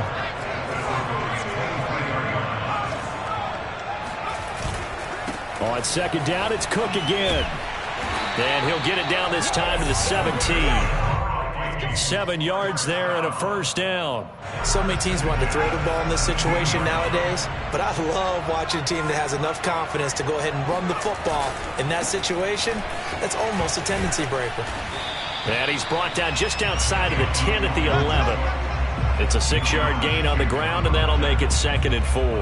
Decided to hand it off that time on the run-pass option. Appeared to be an easy decision. Just gave it inside. Nice steady gain. The last run got 6. Now 2nd and 4. Now Herbert with it, looking to pass. And this is going to be intercepted. Picked off by Justin Simmons. Well, they were in a great position to take the lead, Charles. Obviously, all they needed was a field goal to do that. They wanted the touchdown. Unfortunately, they're going to get neither. And you know every offense talks about the same thing each week, don't they, Brandon? They want to end every drive with a kick, whether it's a field goal attempt, a point after the touchdown, or at worst, a punt. This time they had that opportunity but didn't get it because you know the field shrinks that close to the end zone, and that allows the defense to tighten up their coverage, and they pick that one off. Now the Broncos are going to call the first of their timeouts as they'll stop it with a little over 30 seconds to go in the first half of play. Ball up to the 35 now as they come up on 1st and 10. Now Allen to Barkley on the check down. And he's going to be out up around the 45-yard line. 10 more for him on that one. He's been a busy man. It's a first down. But they certainly made a point of getting him involved in the passing game here in the first half. They must have seen something in the scouting that said, hey, we can capitalize on him getting the ball, possibly in the open field. And I think in the second half, that may loosen up the defense a little bit to get the running game going back inside. No gain there on the completion. 2nd and 10. Now Allen again. Man open, that's Deebo Samuel. Yeah, he'll be out just a yard or two shy of the 30. 23 yards to pick up there. Well, that's now 4 completions in a row. A good bounce back following the interception last drive. Certainly not letting it affect him, that's for sure. And we all know interceptions are going to happen. So the big trick, don't let it affect you going forward. Most of the good quarterbacks, they just tell the ball boy, get that one out of the rotation, give me a fresh ball, and let's go. He's got his offense moving again. And that is incomplete. Oh, the coverage a little too good there, and it's 2nd down. Metcalf once again the target, and now it's 2nd down. Prater's kick is good, and that will do it for this first half. So we come upon halftime with the visiting Broncos taking the lead to the locker room. As we'll send you down to Orlando and we check in with Jonathan Coachman for our EA Sports Halftime Report. Coach, thank you, sir. A field goal separates these two teams as we come back for this second half. And only able to get this to the 19, so probably should have opted for the touchback. The Broncos onto the field, ready to start their next drive. And Charles, they've got the lead. Put your coaching hat on here now. What's the game plan for the second half? I think getting the running game going a little bit more because I thought in the first half they didn't get it moving the way that they would like. They had success throwing it, but I think these first couple of drives, they'll want to get those running backs going and give them more opportunities, and I will guarantee you that those guys were lobbying for them in the locker room at halftime. The catch and run there, good for 16 and a first. When you get a big tight end like this, sometimes it takes more than one man to bring him down. Oftentimes, your best bet, just jump on and hold on and wait for your teammates to arrive to help get him on the ground. And he went nowhere. Well, he went backwards, back to the 33. So it goes as a completed pass, but they lose a full 5 yards. So they fake the handoff. Now Allen. got a man. It's Darren Waller. And getting this just shy of midfield. They'll spot it at the 49. It'll be a pickup of 16 and a Bronco first down. Man, I just love being in this stadium. So much history, tradition, so many great teams and games. And we're seeing a pretty good one right now. Hotly contested in the third quarter. And he's got it across the midfield stripe and into Viking territory. The cornerback, it's Logan Ryan who brings him down. On play action, Allen. That's Samuel, caught left side. And this is going to turn into another first down as the tackle is made at the Vikings' 34-yard line. Just his second catch of the game so far. This one moves the chains. First down, and they're going to throw with Allen. Escaping the pressure right. And he takes this just a few yards shy of the red zone before going out. Nothing open downfield. He keeps it himself for 11 and a first down. A handoff to Barkley. Whoa! It still won't go down. And they work this near the 5. He'll be stopped at the 6. 47 yards rushing for him now on just 6 carries to this point.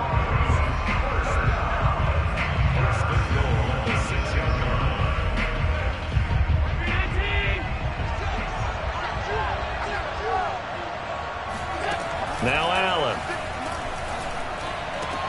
And this is caught. For the moment, it's a touchdown, but multiple flags down, so let's sort this out. So reverse the celebration. We'll see if they have something else in their bag of tricks. And isn't that always tough to watch when they score and you see the excitement, and then when they realize those points aren't going to count? Can they get it back together and find their way back to the end zone? Now a second down throw for the end zone, but it's incomplete. The linebacker, Demario Davis, got a hand in to break that one up. This has been a long drive. You got to figure a field goal would be a letdown. Can they convert now on 3rd and goal? Now here's a look for the end zone, but that one's going to wind up incomplete. This Minnesota D up to the task on the 3rd down pass play. They really had a good drive going there, but a nice recovery by the defense these past few downs, able to knock that one away on 3rd down and bring up what I think for the offense, an unexpected 4th down here. So they're going for it, and here's Allen. Touchdown! Stephen Carter from 6 yards away. And the Broncos take the opening kickoff of the 3rd quarter and drive right down the field to extend their lead. Extra point good by Prater, and his guys will take a 10-point lead. Vikings 7.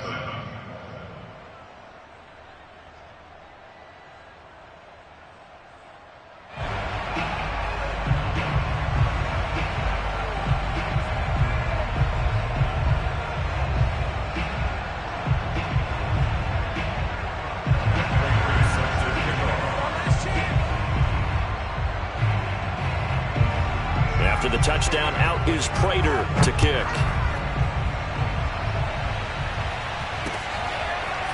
From a yard or two deep, here comes a return. And he'll be brought down shy of the 20, so the decision to bring it out of the end zone, not a good one. Here are the Vikings now to start their next drive. And the interception thrown in the red zone last time. We'll see if they can rebound. I just have to think the last thing he said as they went back out there was, don't do that again. What do you think? What do you think? Yeah, I think that. I think that not only did he say that, but he also told them, let's put it in the end zone that it's supposed to be in, all right? The end zone we're trying to score. I know we're being a little bit facetious here, but the bottom line is take care of the football, and everything else should flow from there. Quick lesson, never ask the play-by-play guy a question. Hey, you're my partner. I know you're right there with me. Now a deep ball there on 2nd down, but it'll wind up incomplete. Darren Waller, the intended receiver, and it's 3rd down.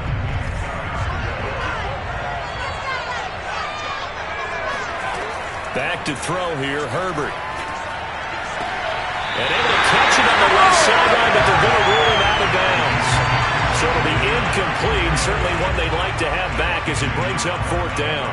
The 3 straight incompletions, they don't care. That hasn't dissuaded them. They're going to go for it on 4th. They snap it to Herbert. Man open, he's got it complete to Cortland Sutton. And they're going to get this beyond the 40 before he's taken down. Back now at Soldier Field.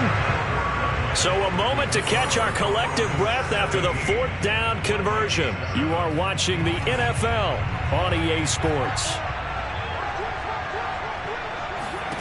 To the air again, Herbert. That's complete to the receiver, Thielen. And they'll get him down as he's inside the 40. That's over 40 yards of movement with those last 2 plays. And they'll let the quarterback keep it here on 1st and 10. And he'll be pulled down, and now a late flag will come with it. And that's in the area of a face mask, I think. And now it's 1st and 10. A big mistake, especially when you factor in the personal foul yardage. From the shotgun, here's Herbert. Under pressure, and down he goes. They sack him back at the 36. In for the sack, Myles Garrett.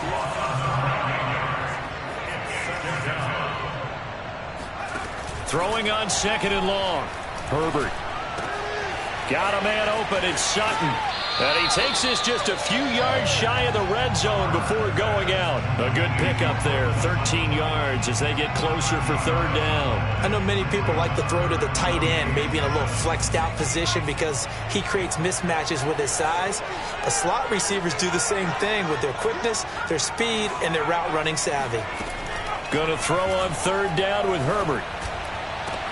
Touchdown, Vikings! Cortland Sutton. A 24-yard touchdown. And the Vikings have made it a one-score game again here in the 4th. So how about that for an answer? They get the touchdown there, and it's back to a one-score game here in the 4th. And that's what these guys have done all game long because they've scratched and slashed their way to stay in this game. And by now we should all realize they're not going away. Now the pressure again swings to their defense because they're going to need to find some way to get the ball back. And here comes a return from just beyond the goal line. And no chance to get away as they'll get him down at about the 17-yard line. The Broncos onto the field ready to start their next drive. After the touchdown we just saw, we have a brand new ball game. And now look at the situation. You got plenty of time on the clock. Defensively, they have 3 timeouts. So do you run the football here or do you throw it? I think you have that full conversation with your offensive unit, and you tell them, here's the situation. They've got all of their timeouts, so we are not going to play this conservatively. We've got to attack them. We've got to make them use those, gain the ground that we need in order to put this game away. If you think we're just going to run it 3 times and punt it, you got another thing coming. Yeah, and by the way, also the 2-minute warning in play, so essentially 4 timeouts left. They have to be aggressive here. Operating from the red zone now, Allen. And that one's going to be off target and incomplete. The intended target, Saquon Barkley, but it'll be 2nd down.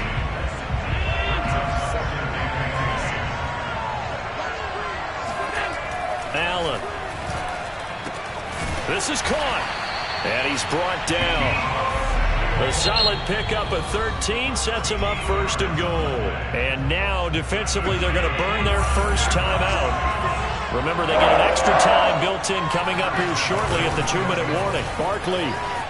Do what we do. And he will take it in for a Bronco touchdown. Saquon Barkley. Fine work there on the touchdown run. And the Broncos will add on to their lead. Prater for the extra point. And his guys will take a 10-point lead.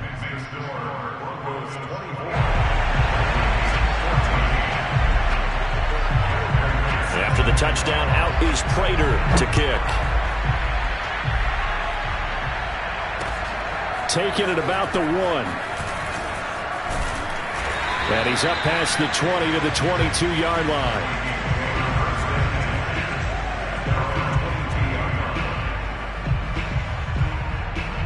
Here are the Vikings now to start their next drive. Good drive last time. Really effective passing the football. Do you maybe mix it up, now go to the ground game and surprise the defense a little bit? I would anticipate the defense making some changes, but I wouldn't necessarily just absolutely go in the opposite direction. They're doing so well throwing the ball. Yeah, why I wouldn't change it up until they showed me a reason to do so. Herbert setting up to throw on first down.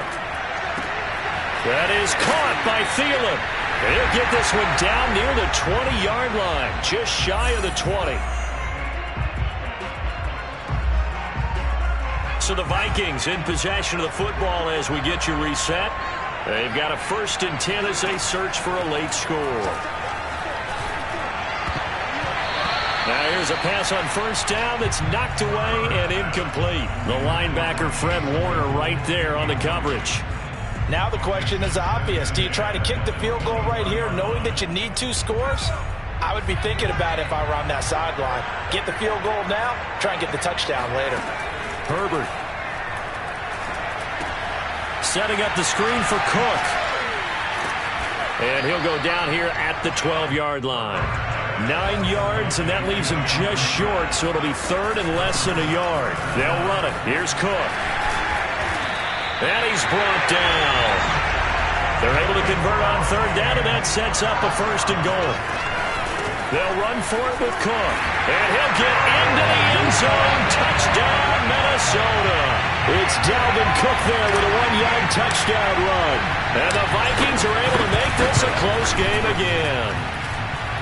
Zerline good with a PAT. And now things get a bit more interesting here in this 4th quarter. 70 seconds remain. This will be an onside kick. And the Broncos are going to get the football. The 4th quarter, they felt like they needed the football back. Unfortunately, they couldn't get it. And I know we brought analytics into the game, and someone has said here that the data says that when a team's expecting an onside kick, 80% of the time, the team expecting it, they do actually recover the ball, which is what we saw here. I just wonder if that number is much more of a anecdotal type of a number. Kind of like when the coaches tell us, well, when you score on special teams, 93% of the time you win the game. I'm still waiting to see that number is empirical.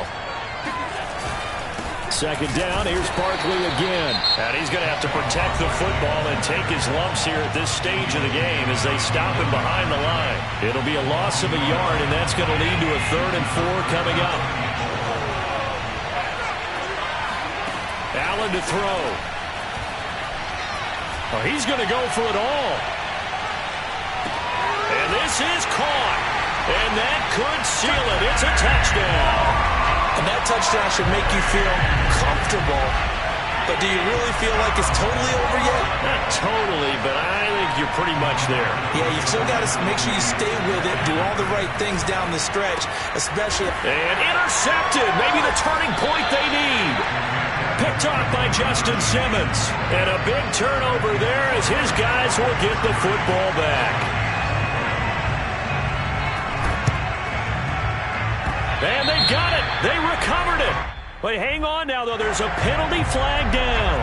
They were a little too excited to get the football, touched it before it went 10 yards. And that's so difficult, isn't it? Because sometimes you can just take a bad hop and veer into your lane or into your body. In this case, though, they touched it before 10. Illegal touching is the call. He's going to fire this thing deep right sideline. This is caught inside the 15. They'll get 34 yards there. They started this drive with terrific field position, and it's going to get even better after that play. Had great options with where they started, so they decided to press their advantage, and it paid off. Zerline's kick is up and through, and that'll move them back within 6 now. So the field goal means we're back to a 1-score game, but with no timeouts left, I think this has to be an onside kick. I like your analysis there, partner. I think you're right. You need the ball back. That's probably your only avenue. And the Broncos are able to recover, and that should just about wrap this one up. They had to go for it with no timeouts remaining, though now. This one's as good as over. They gave it an effort. They tried their best, did everything they could to try and get the ball on the onside kick. You're exactly right. They had to try it. It was their only option. And now this game is done. Just take it, kneel, and call it a day. And Allen is actually going to throw it here. He lets this one fly toward the back of the end zone. And this is incomplete. Oh, that looked like a sure 6 points. But he could not get that to stick, and that is a golden opportunity wasted there. Ball on the 42 as they come up 2nd and 10. To throw is Allen. Being chased out left. And his throw is going to be incomplete. The intended receiver was DK Metcalf, and it's 3rd down. Well, so far in this drive, they've done some good work. They force incompletions on 1st and 2nd down, bring up 3rd and 10. That brings up the big question. Do they bring pressure, or do they play coverage on this down? Winds up and lets it go for Samuel. And look at this. They get the turnover they needed. It's intercepted. Picked off by Justin Simmons. My, how the tables have turned now. They were trying to salt this one away, but that interception, potentially a game changer. And I've just got to think to myself, at this point of the game, I know you've been aggressive. I know that's your MO, and that's fine. And all those teams that talk about all gas, no brakes. And a crusher there as it's intercepted. Picked off at the 17. And he will take this down to the 10-yard line.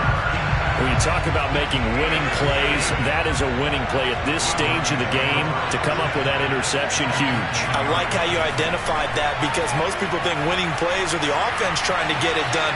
In this case, nursing a lead, they found a way to make a play on that side of the ball and maybe finish things off.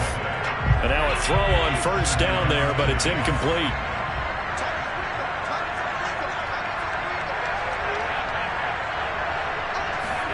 Back to throw. Allen. And it'll be intercepted. Picked off by Jair Alexander. And a big turnover there as his guys will get the football back. A seismic shift in momentum here in the 4th quarter. That's the break that the defense needed. And you know as well as I do, people are going to question the play call in that situation. Sometimes you have to question the execution, not necessarily the call. And in this case, those defenders found a way to give their team a chance. He's going to let it fly. And he's got it. What a catch on the sideline. Well, going into the final play of this game, they knew that they needed some type of a miracle there at the very end, but they couldn't get it done. However, we were treated to really a spectacular affair. Even though they didn't finish it off, you're exactly right. They took us down to the last play. We're still, you were wondering, could it happen? Possibly, even though we both knew it was a long shot.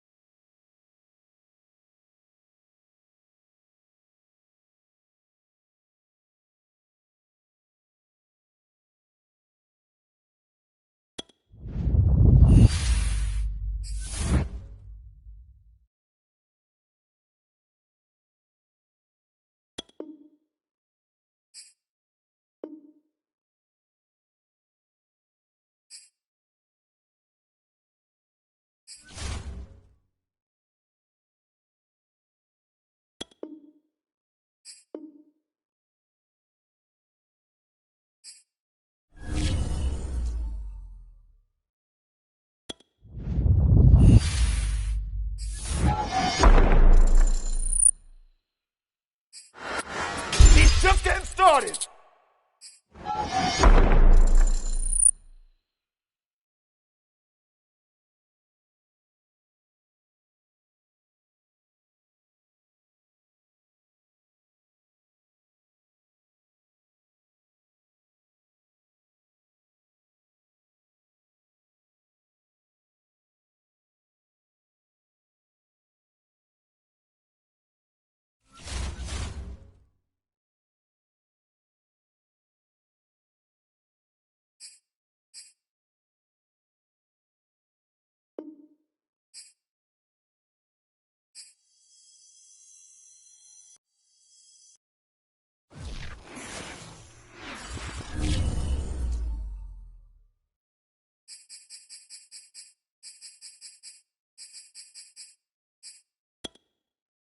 Entering settings screen, you have 20 options. Menu narration option is set to off is selected.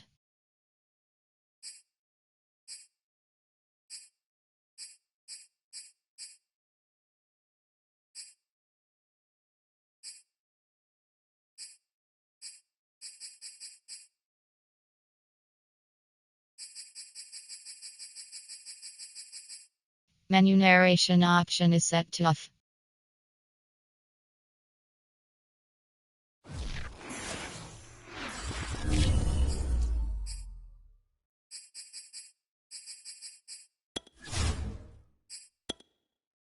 Entering settings screen, you have 20 options. Menu narration option is set to off is selected.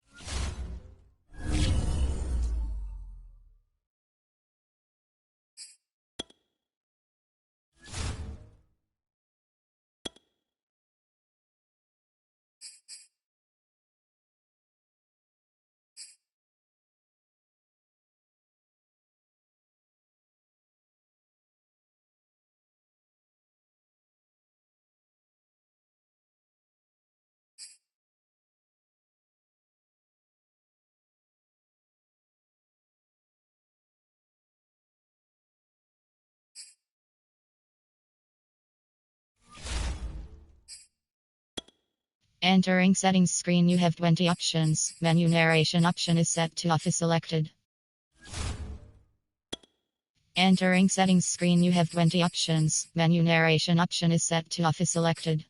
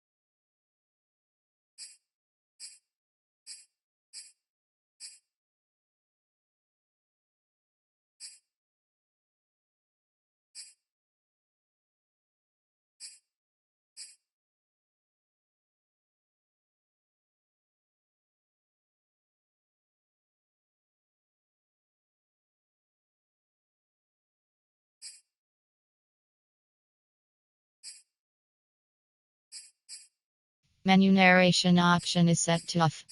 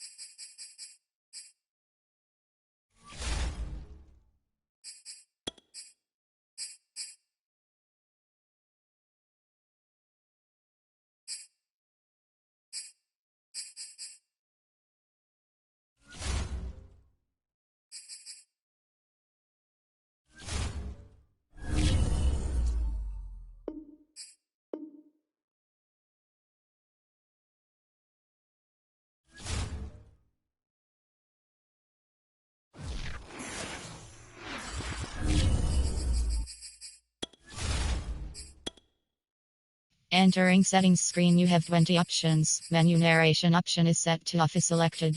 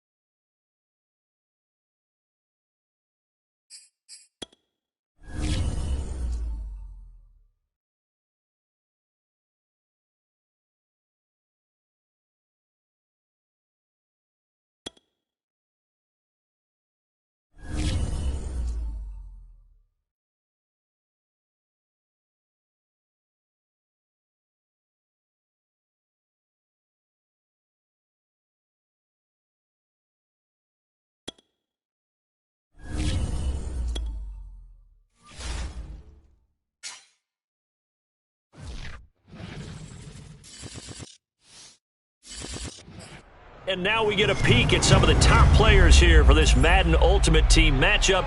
Brandon Gaudin, Charles Davis ready to go in the booth. We hope you're ready to go at the controls. Let's play.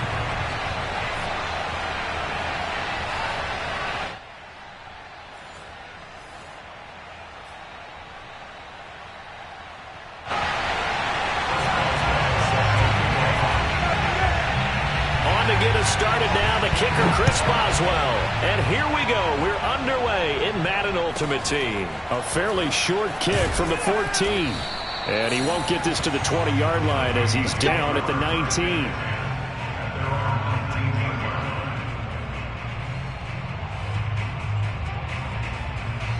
So here's a 1st and 10 now down inside the 20.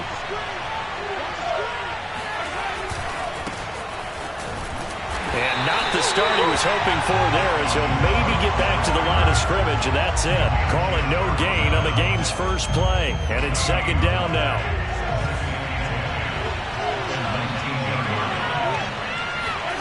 They go play action. Now Mahomes. Now the hook up here to Allen Robinson. And he's got it past the 30 before he's hit and dropped. They get 14 there. 1st down, Vikings.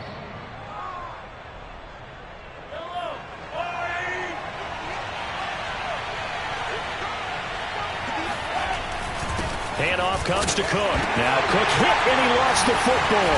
And it's picked up by the Patriots.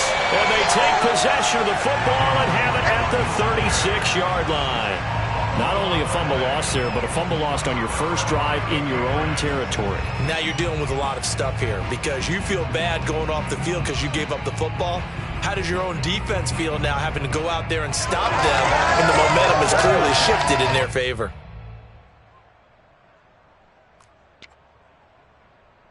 So from the 36 now, 1st and 10.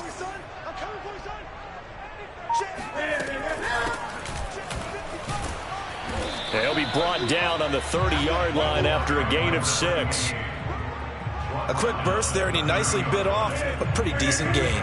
6 yards on that last play. Here's 2nd and 4.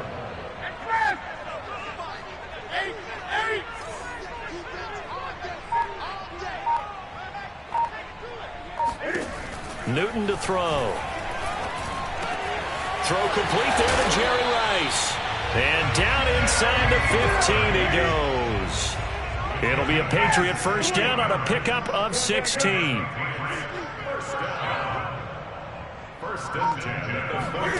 The shotgun snap for Newton. Jerry Rice open right side. And out of bounds all the way down at the 3. Back-to-back receptions for him, and it's another 1st down.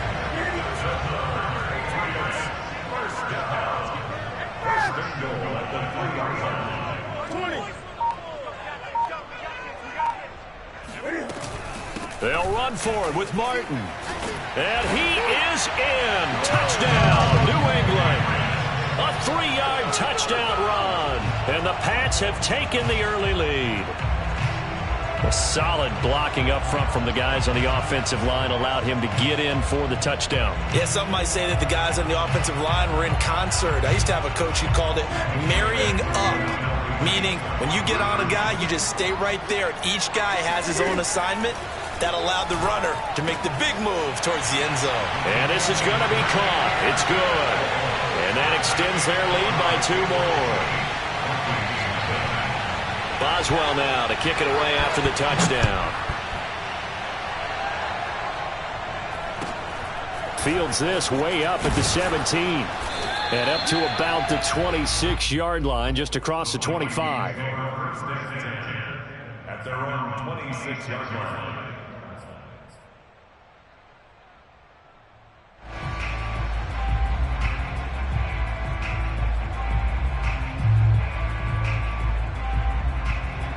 Here are the Vikings now to start their next drive.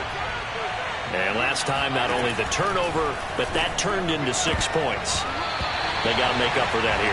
You always hear about empty possessions, but some are worse than others. You can have an empty possession, punt the ball away, get yourself set to play defense, but when you turn it over, it changes momentum, and when they take it downfield and punch it in on you, That's a bad possession all the way around. Yeah, but you're hungry to get back out there, aren't you? You better be, because otherwise it's going to be a long day for you.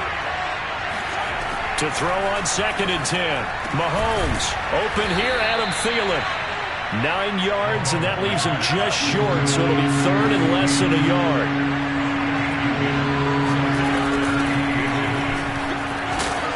And this will be a Vikings first down as he's able to get this up past the 40. Brandon, what were they thinking on defense there? That looked like they were playing for the pass. That was 3rd and short. Yeah, it was an easy pickup because they handed it to him. That was way too easy. Just looked like absolute confusion defensively. Not sure why they were in that set. Yeah, I'd say you should have a few men in the box there. Oh, this one incomplete. The pressure got to him as he released it. And it's 2nd down. When defenses get to the quarterback that quickly, a lot of times it's called a jailbreak. It wasn't quite that fast, but fast enough that he had no time to look downfield and set himself to throw the ball. Looking for Thielen, but it's intercepted. Picked up by J.C. Jackson. But he takes this one back into the end zone, and the Patriot defense has a touchdown. Coaches preach all the time about opportunities and taking advantage of them, and he did exactly that. I used to have a coach tell us all the time, a lost opportunity is never regained. Well, no regrets here. He picked that one off and took it to the house.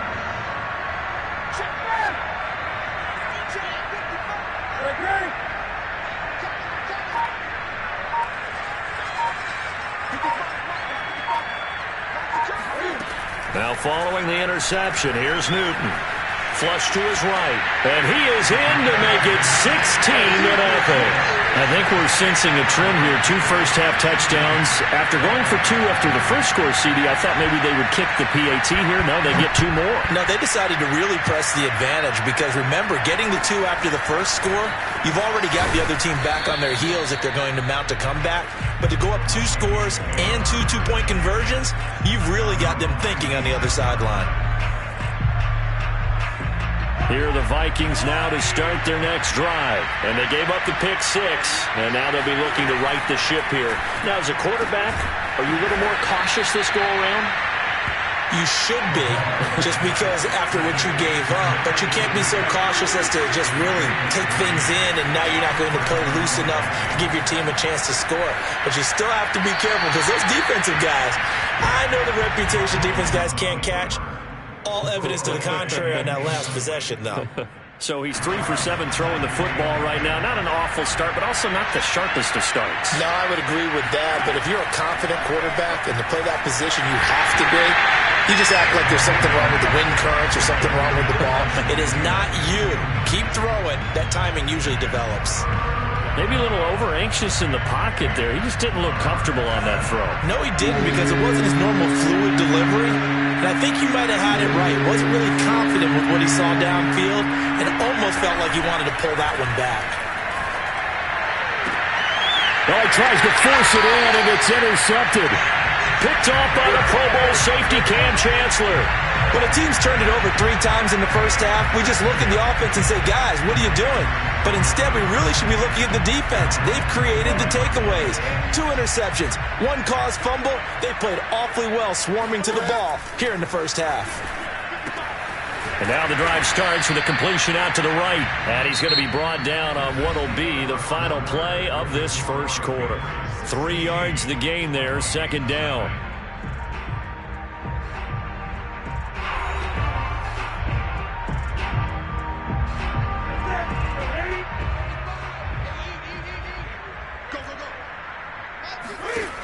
Now Newton. Drops it off to Martin. And he'll take this to the other side of midfield before going out of bounds. A 10-yard pickup, and it's enough for a Patriot first down.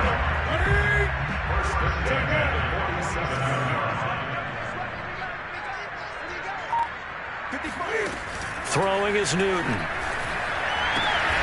Completes it to the tight end, Kittle. And he is tackled inside the 40, not quite to the 35. 11 more on that one, and another first down.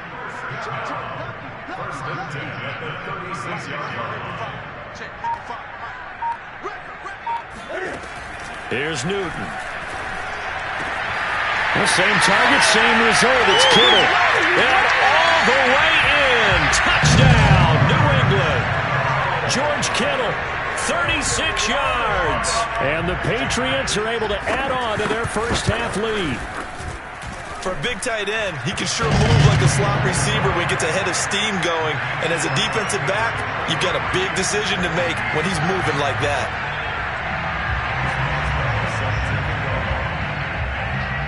Boswell now to kick it away after the touchdown.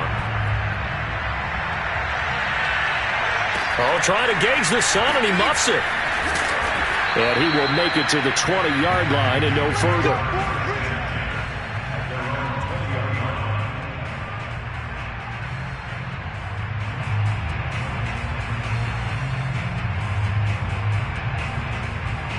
Here are the Vikings now to start their next drive. And some dangerous territory. You're already down 3 scores. A 3-and-out here, or an inability to put any points up.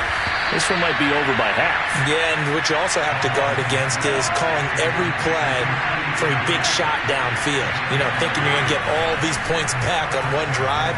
You're not. And last time I looked... Now Robinson coughs up the football. It's loose. And it's picked up by the Patriots. And they will finally get him, but not until he's all the way down inside the 15-yard line. These defenses have become so opportunistic, and no matter what you're playing, in this case wide receiver, you got to be careful. You certainly do, because there is a phrase in today's football that we use all the time, completing the process of the catch. Well, it's after you do that where the trouble begins, right? Meaning you've tucked it away. And he's in. Touchdown, Patriots. Cam Newton. A 12-yard touchdown run. And the Patriots are able to strike quickly to add on to their lead. Cam Newton now getting his guys ready to go for the 2-point try.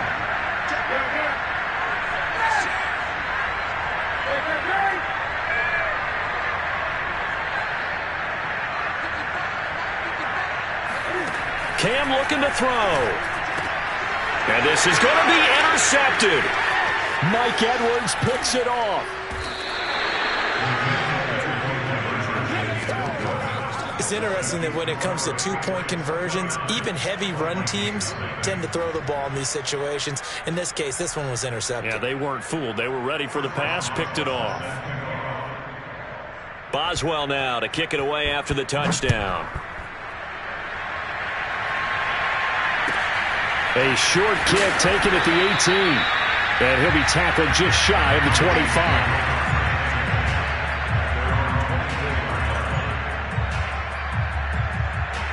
Here are the Vikings now to start their next drive. And they had the fumble last time that led to a touchdown. That's a no-no. We'll see what they do here this go around. A big no-no. Put that in capital letters. Turning it over, the other team takes it down and scores. That can be a deflator for a football team.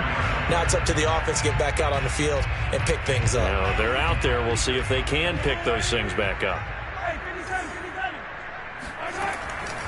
On second down, it's Cook. And he'll get this one up to the 26.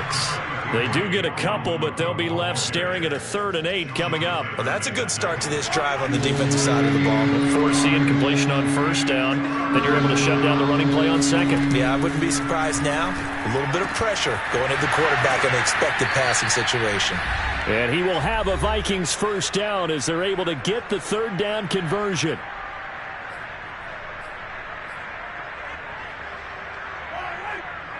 We remind you that coming up at halftime, Jonathan Coachman will be alongside. He'll have highlights and analysis from Orlando of this first half of action.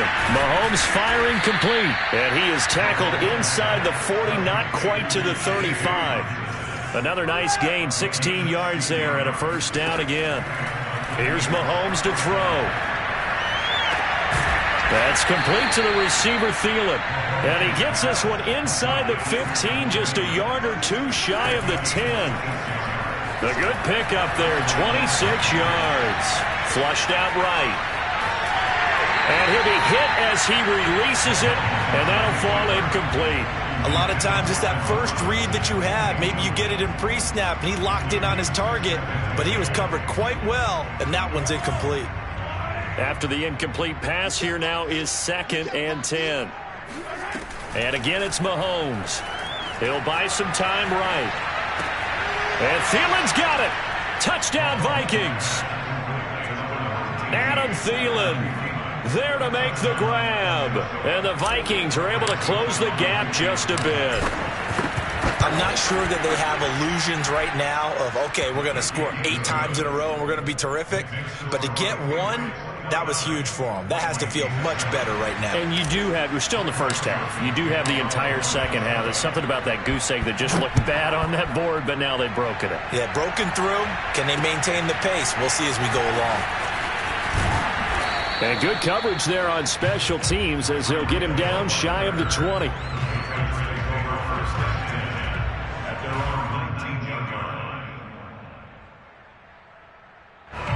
New England with a first down as they begin the drive. And now consider the lead. The question is, how much is good enough? Are you going for more? It's the NFL. There's never enough, I believe, because they get reeled in all the time when you sit on the ball. I think that they will try and move the ball downfield and try and squeeze a few more points out of this first half. They'll be careful. They'll be a little bit cautious at times, but also they will attack downfield and try and get position for at least 3 points. Just what you want on a first down run. Call it 8 yards, and it's 2nd and 2. Back to throw, Newton.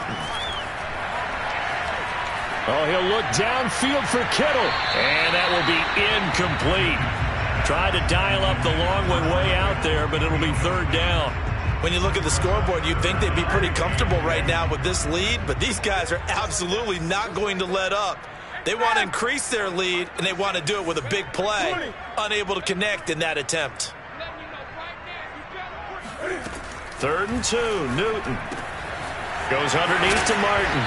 And he's taken down, but able to slip across the 35. Now the Patriots going to use one of their timeouts, as the clock will stop with just under 30 seconds to go in the first half. So here's a 1st and 10 at the 38.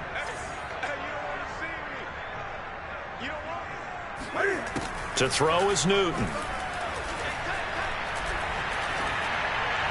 And they're not able to hook up there. Incomplete. So many times we've seen him try to escape the pocket and do something with his legs, but in this case, the pressure was too intense, and he made the wise choice to just get rid of the football and make sure no one was going to get it. They work again from the 38 on 2nd and 10. Again, Newton. This one into the hands of Kittle, the tight end. And he'll take this to the other side of midfield before going out of bounds. 14 yards is the pickup there, and a New England first down.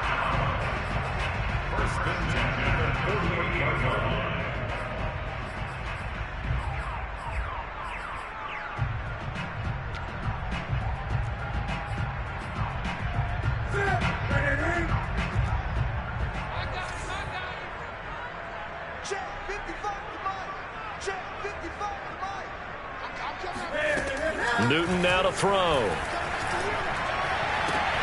And looking for Kittle, but it's intercepted. Picked up by Jordan Whitehead. And he's given his guys a shot for late points as they will take over in range for a field goal or maybe more. Brandon, this is a veteran quarterback back there. He should know better than to make a throw like this. This is definitely not his best ball, and I think he knew this was trouble the second it was leaving his hand. And that will be incomplete. 4 ticks left here on the clock. He was looking for Adam Thielen there. That'll bring up 2nd down. I think we could all understand what they're thinking right now. They take over the ball in field goal range after the turnover, so they've got that in their hip pocket. But they've got to go for the end zone and turn this into bigger points. Their thinking is a touchdown is really what they should get from starting here. Getting 3 points at the end of this drive, that would feel disappointing. So we've reached halftime here at Gillette Stadium with the Patriots on top. As we'll send you down the coast now to Orlando, that's where we find Jonathan Coachman ready with our EA Sports halftime report. Coach. Tyreek Hill set to return it. And he'll take it up past the 25 to the 26-yard line.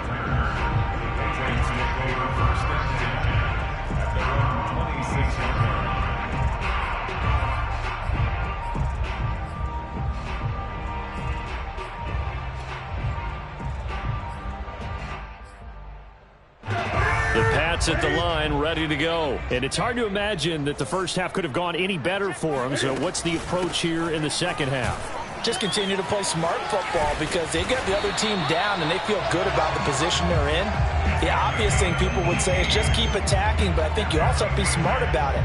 Avoid turnovers. That's about the only thing that can derail you at this point.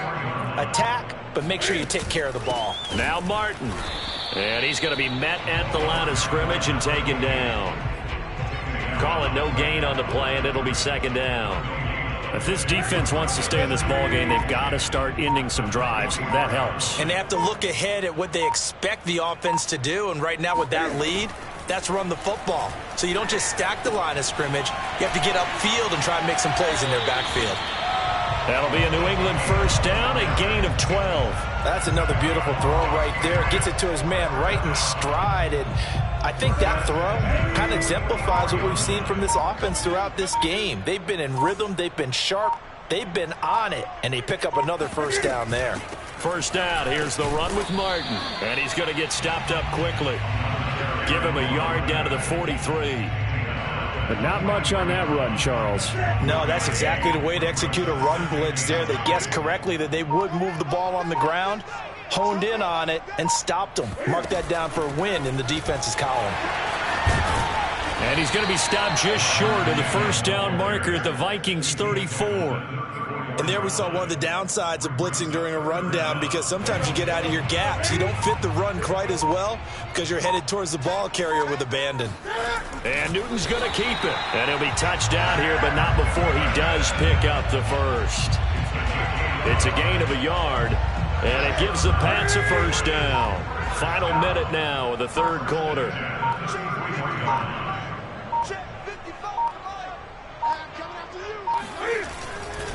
On first down, Martin. And he'll get this down to about the 30, 31-yard line.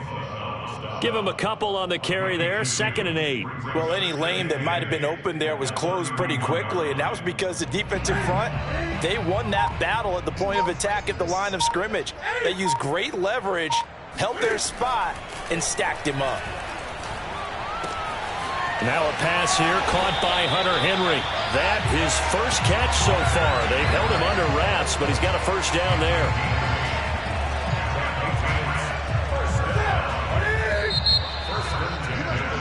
And that is going to do it for this third quarter of action. You are watching Madden Ultimate Team on EA Sports.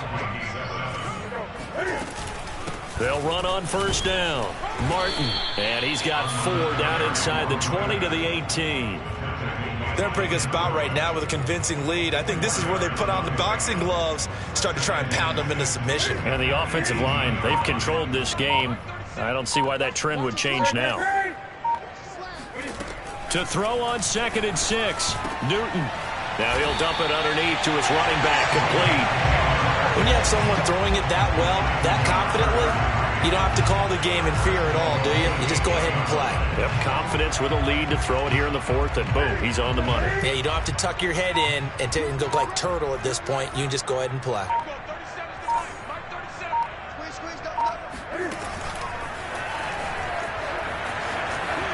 And he'll take it into the end zone for a Patriot touchdown.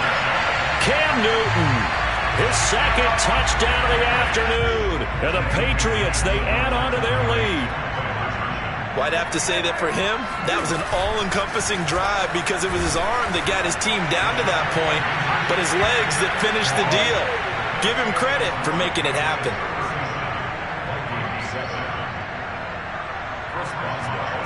Boswell now to kick it away after the touchdown.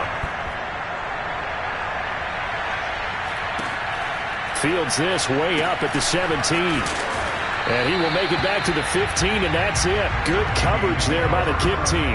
In this position, trying to get back into the game, teams are looking for a spark from their special teams. That's not what they got, though. They got a setback, and they have a long field to cover if they want to try and put points on the board. Throwing on first down is Mahomes. Throw left side on target to Thielen. And he's going to get a solid gain of 9 before being brought down. 2nd and right at a yard.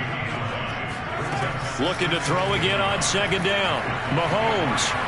Eluding the pressure right. Gonna let one fly for Robinson. And this is dropped. Oh, it's incomplete. He had a big gainer in his sights, but he could not reel it in. This defense was definitely alert to the possibility of the deep ball, and they were more than ready for it. They've got the lead, fourth quarter. Maybe can expect more passes like that downfield. Open man is Thielen is complete. And he will have a Vikings first down as they're able to get the third down conversion. So much for the run on 3rd and 1. Instead, it's a big chunk in the pass game. First down. Now a desperation throw deep downfield.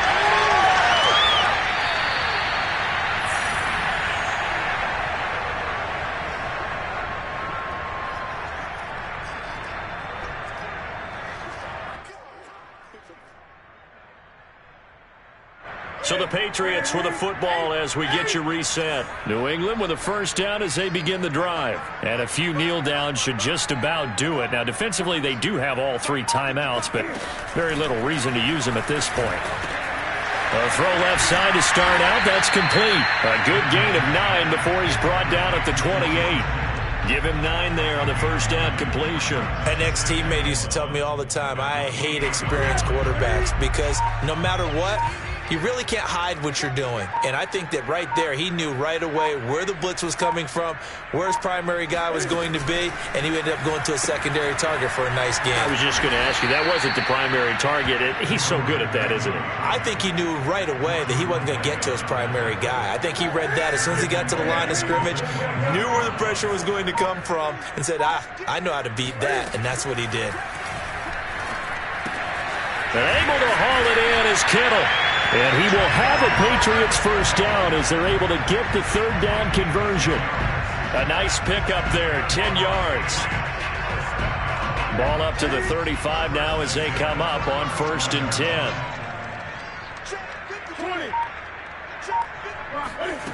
Throwing here, Newton. And it's complete to Martin. And this will be a first down as well, but the clock continues to move. Now the Patriots going to use one of their timeouts. It's just their first. They've got 2 more to use here in the final stages. Now Newton. Oh, he'll look downfield for Kittle. Oh, this is taken in. It's complete. And they are going to score again. Yet another touchdown as they just add to their totals.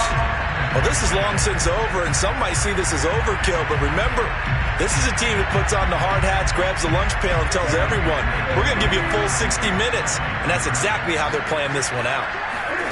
Newton going to try and throw. It's complete, and they're just not going to let up as he is into the end zone here for 2 more.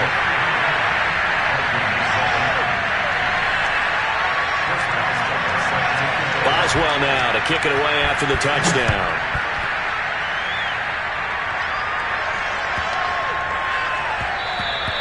And that one bounces out of the back of the end zone, so we'll start the drive at the 25 on the touchback.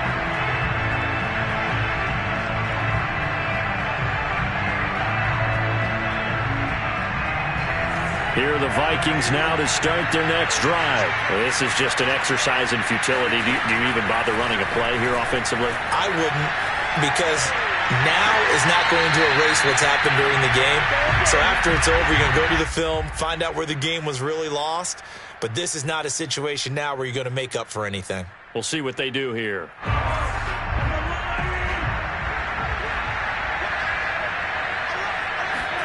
One final try from Mahomes. And that will be incomplete as time has run out on this football game. A big offensive explosion helped leading them to victory. And the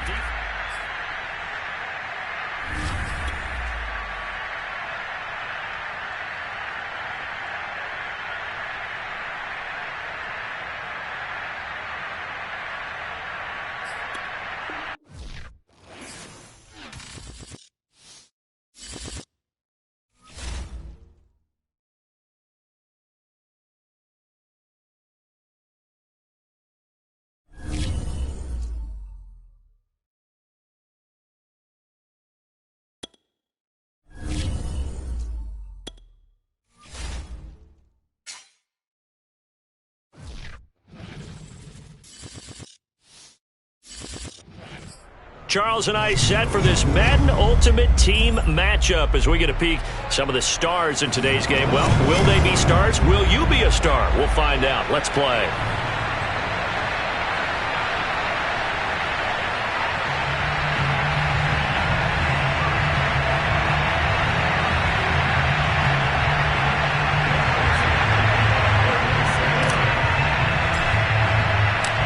The Florida Atlantic man, Greg Joseph, ready to get this one started. And off we go in Madden Ultimate Team. Returnable here for Hester. And he'll get it up across the 20 to the 21-yard line. The Steelers take over first and 10 at their own 21-yard line.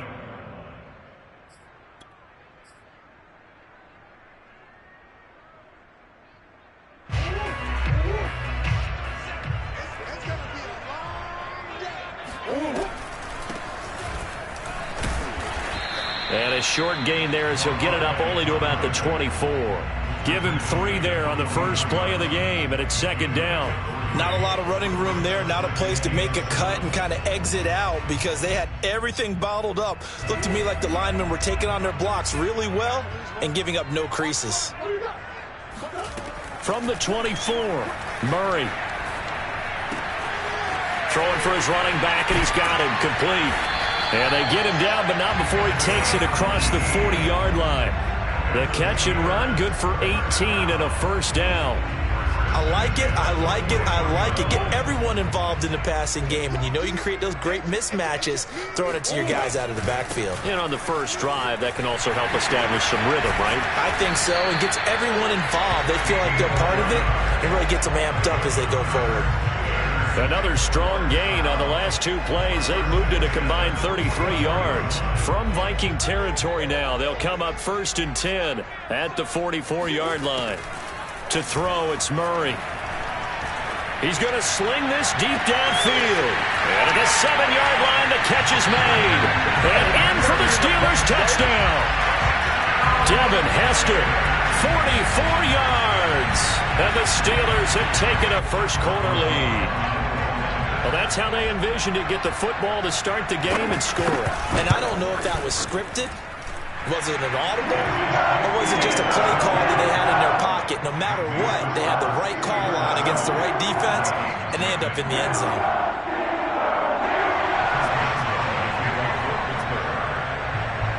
Boswell now to kick it away after the touchdown. From the 10. And the tackle going to be made right there at the 25-yard line.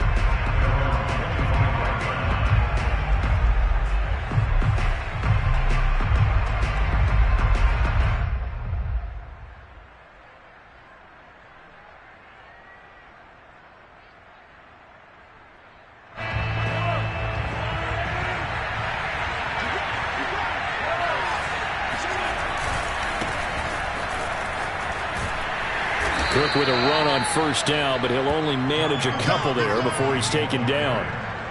Oh, that's a real nice job there by the defensive front. They just engaged and held their ground. But how about the guy who made the play? We often talk about whether they take a good first step or not. Many times you just don't take any step. Just get your feet moving, get your body going, and then once he made the read, he was able to make the play. They try to throw on second down, but this one is incomplete. An incomplete pass on that last play, and that means they'll need to come up with something here on third down. Mahomes now to throw. Now the hook up here to Allen Robinson. And he will have a Vikings first down as they're able to get the third down conversion. 12 yards that time for number 12 as they move the chains. So from the 39 now, they'll come up on a first and 10. A give. This is Cook. And he'll be taken down, but not before he works it past the 50. He's obviously a bit of a shorter running back. Sometimes when he goes up the middle like that, he gets lost in there, and then he pops out for 10, 20 yards. I actually asked NFL linebackers if that was true. Do you actually lose sight of some of the smaller running backs? And all of them confirmed that that can be a problem. Think of it this way. 2 of the top running backs in NFL history. Under a heavy rush, and down he goes. Melvin Ingram. dropping the hammer off the edge. But defensively on the previous play, they gave up a pretty good chunk of yardage, but right there, they got a good portion of it right back. And if we just flip it around from the offensive perspective, took a nice step forward, and how about a couple of leaps backwards after that play? They've got to figure out a big call coming up here to try and gain that yardage back. Throwing on 2nd and long. Mahomes going down the middle, and it's complete. And they're going to have themselves another first down as the tackle's made at the Steelers' 39. A gain there of 21 yards. Operating out of Steeler territory now. Here's 1st and 10 at the 39-yard line. A throw over the middle taken in. And some room to work. And finally down he goes as they work it inside the 10 to the 7. Big gains in succession. Last one was over 20. This one over 30. After one, 7-0 on EA Sports.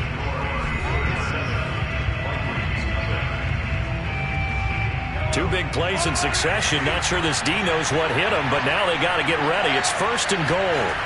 Throwing now is Mahomes. And they're going to get to him. A sack. Sack back at the 9-yard line. Kevin Green able to drop him for a loss of a couple. 2nd down and goal. Mahomes escaping the pressure right. He's got it. Touchdown. Noah Fant, a 9-yard touchdown grab. And the Vikings are an extra point away from tying this thing up. The big fella was the recipient there for that touchdown pass, and it seems like more and more the tight end is the guy you have to worry about most in the passing game.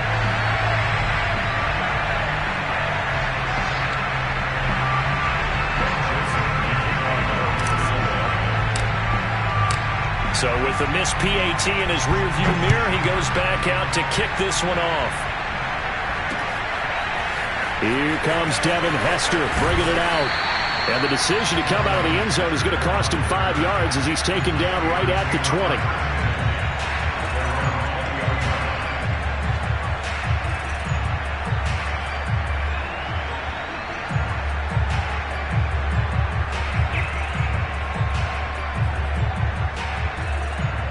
The Pittsburgh offense at the line to start their next drive. Last time they were out here, they had the benefit of good field position, led to a touchdown. This time, they're going to have to work for it. They are, but with that last drive that culminated in a touchdown, I think they carry that confidence into this one. Doesn't matter where you start with the football now, they have to feel great about their opportunity. Here's a throw to his running back. It's complete. And they'll get him down after a pickup of 8, 2nd and 2.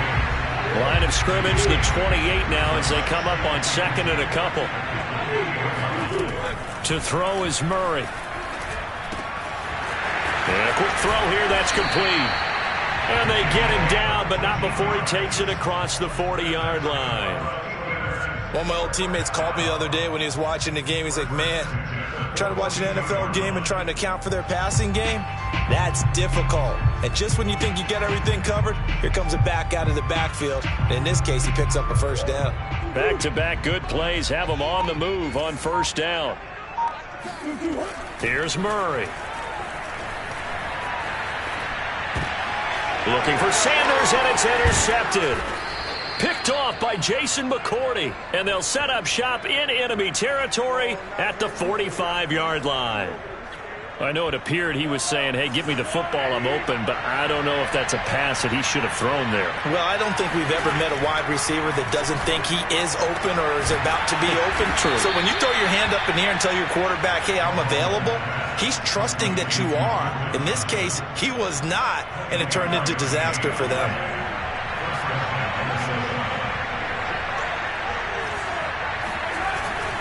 On first down, it's Cook. And he is not going to go anywhere. They're going to get to him behind the line, and that is going to get us to the 2-minute warning. 2 yards the loss, 2nd and 12. A reminder, coming up at halftime, Jonathan Coachman will join us from Orlando with our halftime report. But business to take care of before we get there. A 2-minute drill before the coach's 2-minute drill. And they are able to stop him, but he does take it all the way to the 2. The end result, 21 yards. trying the power game with Ham. And they'll bring him down after just a short pickup. Only a yard that time, 2nd and goal. That's someone who's pretty happy right there. That's the defense coordinator. Body after body getting to him before he can get started.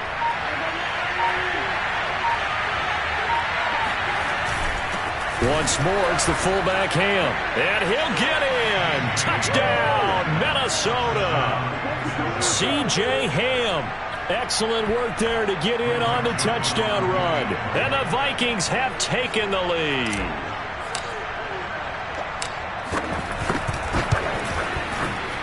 This time, the extra point up and good. And that'll make this a 6-point game. Now Joseph tees it up to kick off following the touchdown. Here comes Devin Hester bringing it out.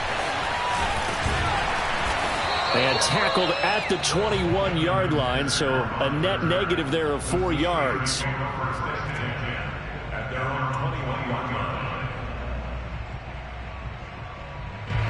The Steeler offense here about ready for their next drive. And looking at this situation, Charles, you got more than a minute. You've got all 3 timeouts. Probably no need to play this safe.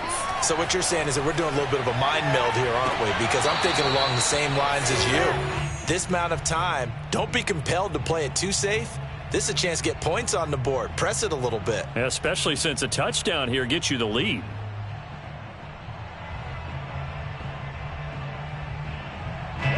From the 21, it's 2nd and 10. Here's Murray as he sets to throw it.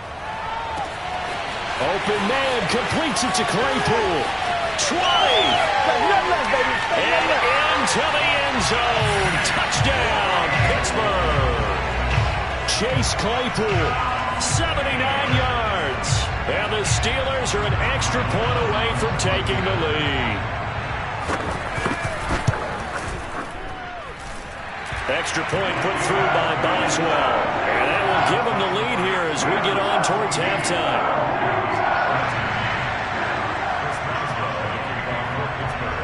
Boswell now to kick it away after the touchdown.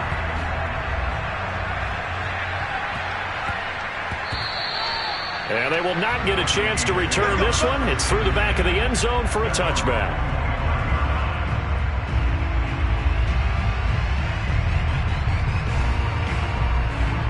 Here are the Vikings now to start their next drive. And they've got just under 50 seconds, so time it up to try to work their way downfield if they so choose. They set up the screen for Dobbins. And he will lose yardage here back at the 23-yard line. That one unable to develop, never got going. A loss of a couple, and it's 2nd down. Gonna let one fly for Robinson.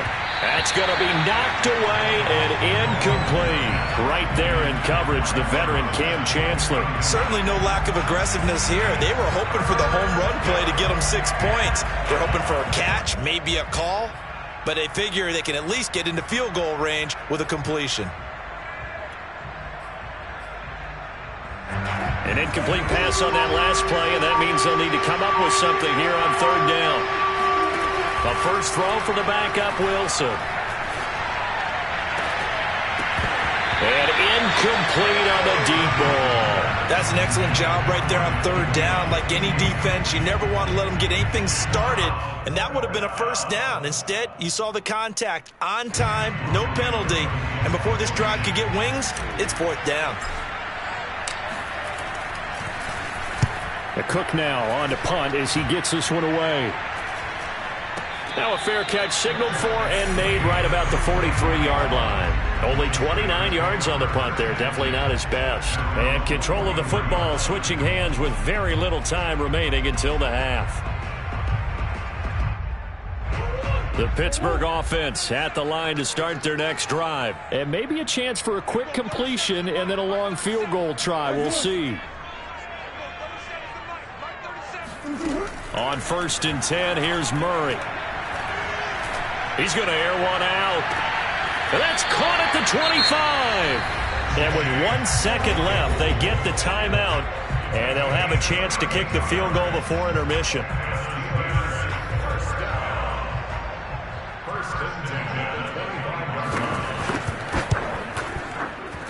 And Boswell's kick is good. And that will do it for this first half. And that'll do it for the end of the second quarter. This is the NFL, and it's on EA Sports. And we welcome you back now. Alongside Charles Davis, I'm Brandon Gunn, getting set for quarter number 3 here. The Vikings set to receive the second half kickoff, and they trail it here as we resume play. This is taken just shy of the 10. And not much happening on the return as he'll get this to about the 23.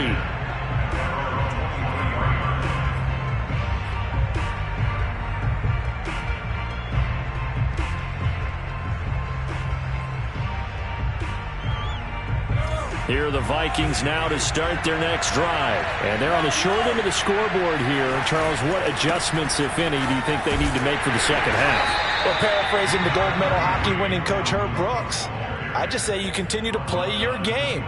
Throw the ball. They had success doing it in the first half, so make sure you keep getting the ball to your playmakers, a little bit more to the perimeter perhaps, but above all. Oh, that's into a sea of bodies, and it's intercepted. Joe Hayden, the veteran, with a pick. And they have possession, and they have it at the 38-yard line.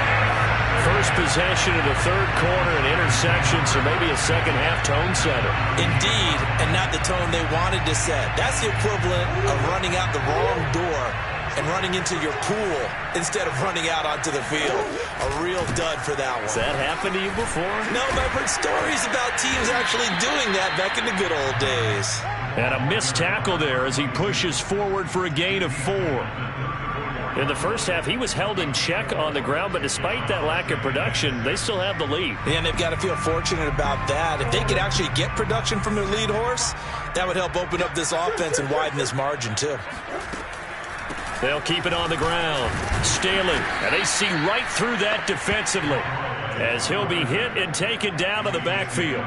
It'll be a loss of a couple on the play, so now third down coming up.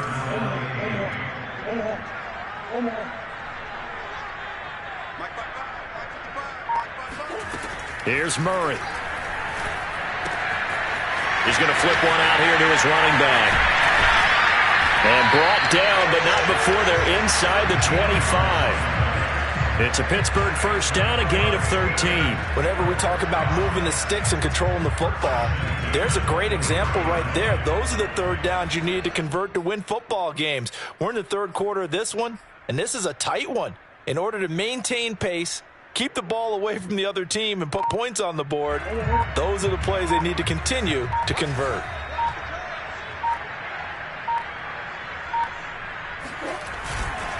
They'll run on first down. Staley. Call it a gain of 4 on first, and that'll make it second down. Well, they're hoping that the second half is better for him than the first half. They've got to find a way to get him going. He's a big part of their offense. They'll keep it on the ground. Staley. And he's brought down just outside of the 10 at the 11. That one, a first down pickup of 8.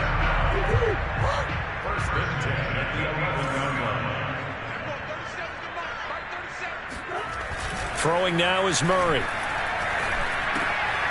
Finding his safety valve here. That's complete. And the stop will come inside the 5 at the 4. Give him 7 on the play, and it'll make it a second down.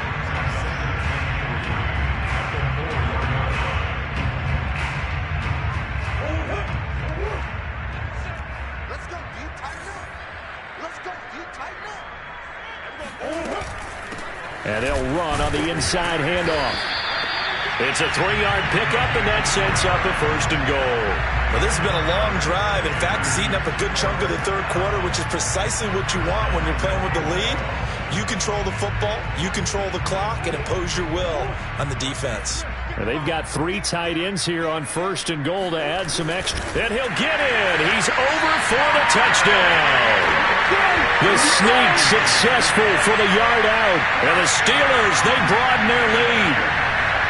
That seemed pretty ideal there for the offense, Charles. You take a little bit of time off the clock here in the third quarter, decent length drive, and you pad your lead as well at the end of it. And what it does is lets you feel like you're in control of this game, even more so than a 2-touchdown lead, right? Because you've taken that time off, as you noted, which means they couldn't get you off the field. You ran your playbook the way you wanted to, and you gave your defense some rest. What a big-time drive in that situation. Fielded right around the 8. And he brings us out past the 20 to the 24. First and 10 at their own 24-yard line.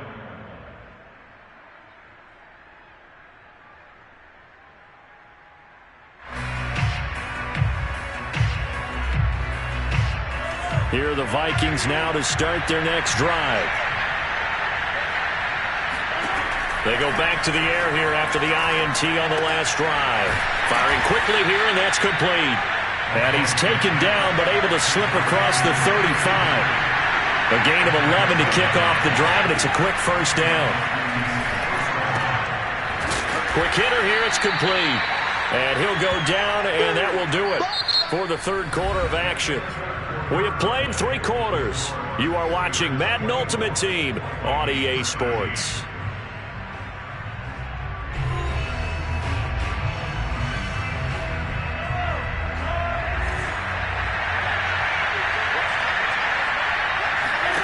From the 44, Mahomes. That'll be complete to Dobbins.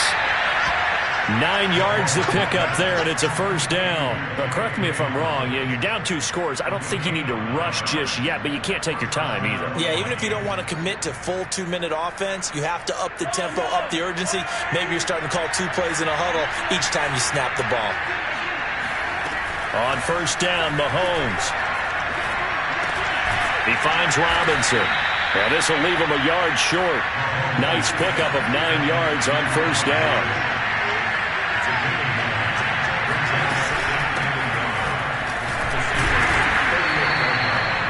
Well, that call makes sense because they've been throwing it well on this drive, and once again they show passing formation, showing the shotgun, and they ran out of it. That's a nice play by them defensively, though, to hold it to a short game. And he will have a Vikings first down as they're able to get the third down conversion. Now Mahomes. Open here, Adam Thielen. And he'll cross over out of bounds right at the 25. Clock management definitely critical here if they want to get back in this game. Absolutely agreed. They have to up the tempo in this case, down a couple of scores. Want to make sure they have a chance to win this ball game. Throwing on first down is Mahomes. And the throw left sideline here is caught, but they'll rule it incomplete. Couldn't keep his feet in. Second down. They've given up a few first downs on this drive, but getting the incompletion there, that should give them something to build on and maybe turn the tide. An incomplete pass leads to 2nd and 10 from the 25. They go play fake. Mahomes. Swipe, and he can't get rid of it. He's taken down. The sack by T.J. Watt, or as his mother Connie calls him, Trent Jordan Watt. Gonna need better protection here. 3rd and long following the sack from Mahomes and company. Working from the gun, Mahomes. And he'll find Thielen on the right side. And boy, he is very close to a first down, but from where they're spotting that football, he's going to be a foot or so short.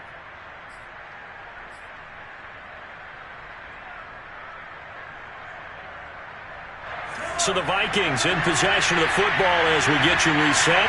They come up on a 4th down situation with things not looking particularly rosy. And he will have the first down before he's tackled at the 12. Just a gain of 3, but they'll certainly take it as they convert on 4th down.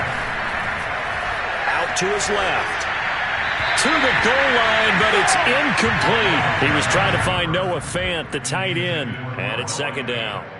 Whew, that's certainly not the worst thing. It stops the clock and lets your offense catch its breath and lets us exhale a little bit. Now I expect them to call a couple plays in the huddle, so they're ready if a tackle happens inbounds. An incomplete pass on first down. That leads to a 2nd and 10.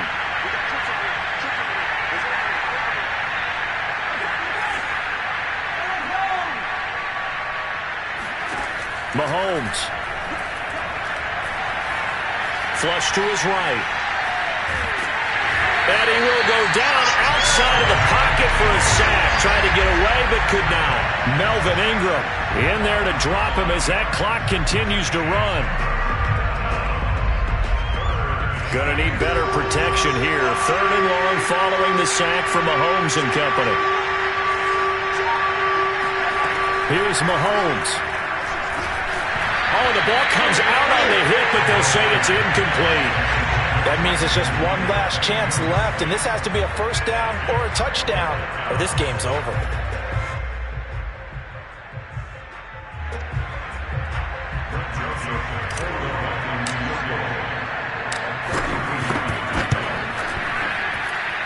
Joseph's got it, and that'll make this an 8-point game. So you knew one way or another that they needed the 2 scores. They get the easy one out of the way. Now they'll get the ball back, hopefully. Yeah, and the question is, how do you accomplish that? Do you onside kick it? Or since you have all 3 timeouts, do you kick it deep? To me, I'm playing field position. With all 3 timeouts, I kick it deep and try and pin them back there. And this doesn't work. The Steelers recover it. A tough one there. They certainly wanted that when they needed it, but they didn't absolutely have to get it. They still do have 3 timeouts. You're exactly right. They had to attempt it. But even though they didn't get it, as you noted, with 3 timeouts, if they can get these stops on defense, all hope is not lost. On first down, Staley. And this one goes nowhere. Losing yardage on the play back at the 46. The Vikings going to signal for the first of their timeouts as they get it with under a minute to go now in the football game. So now they have to contend with 2nd and 13 after the first down run goes backwards. To throw is Murray. Looking for his running back, and he's got it. He'll get this one down near the 20-yard line, just shy of the 20. A big pickup there, and without question, that should be more than enough to wrap this one up.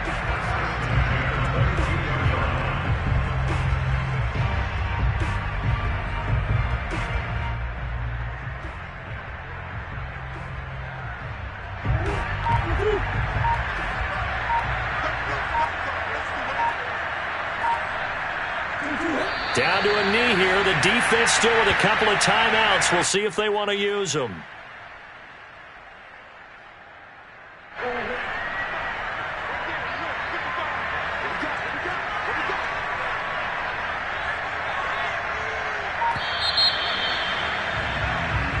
So this one in the win column for the Pittsburgh Steelers. And it was their defense that led the way, allowing just 3 points, that lone field goal.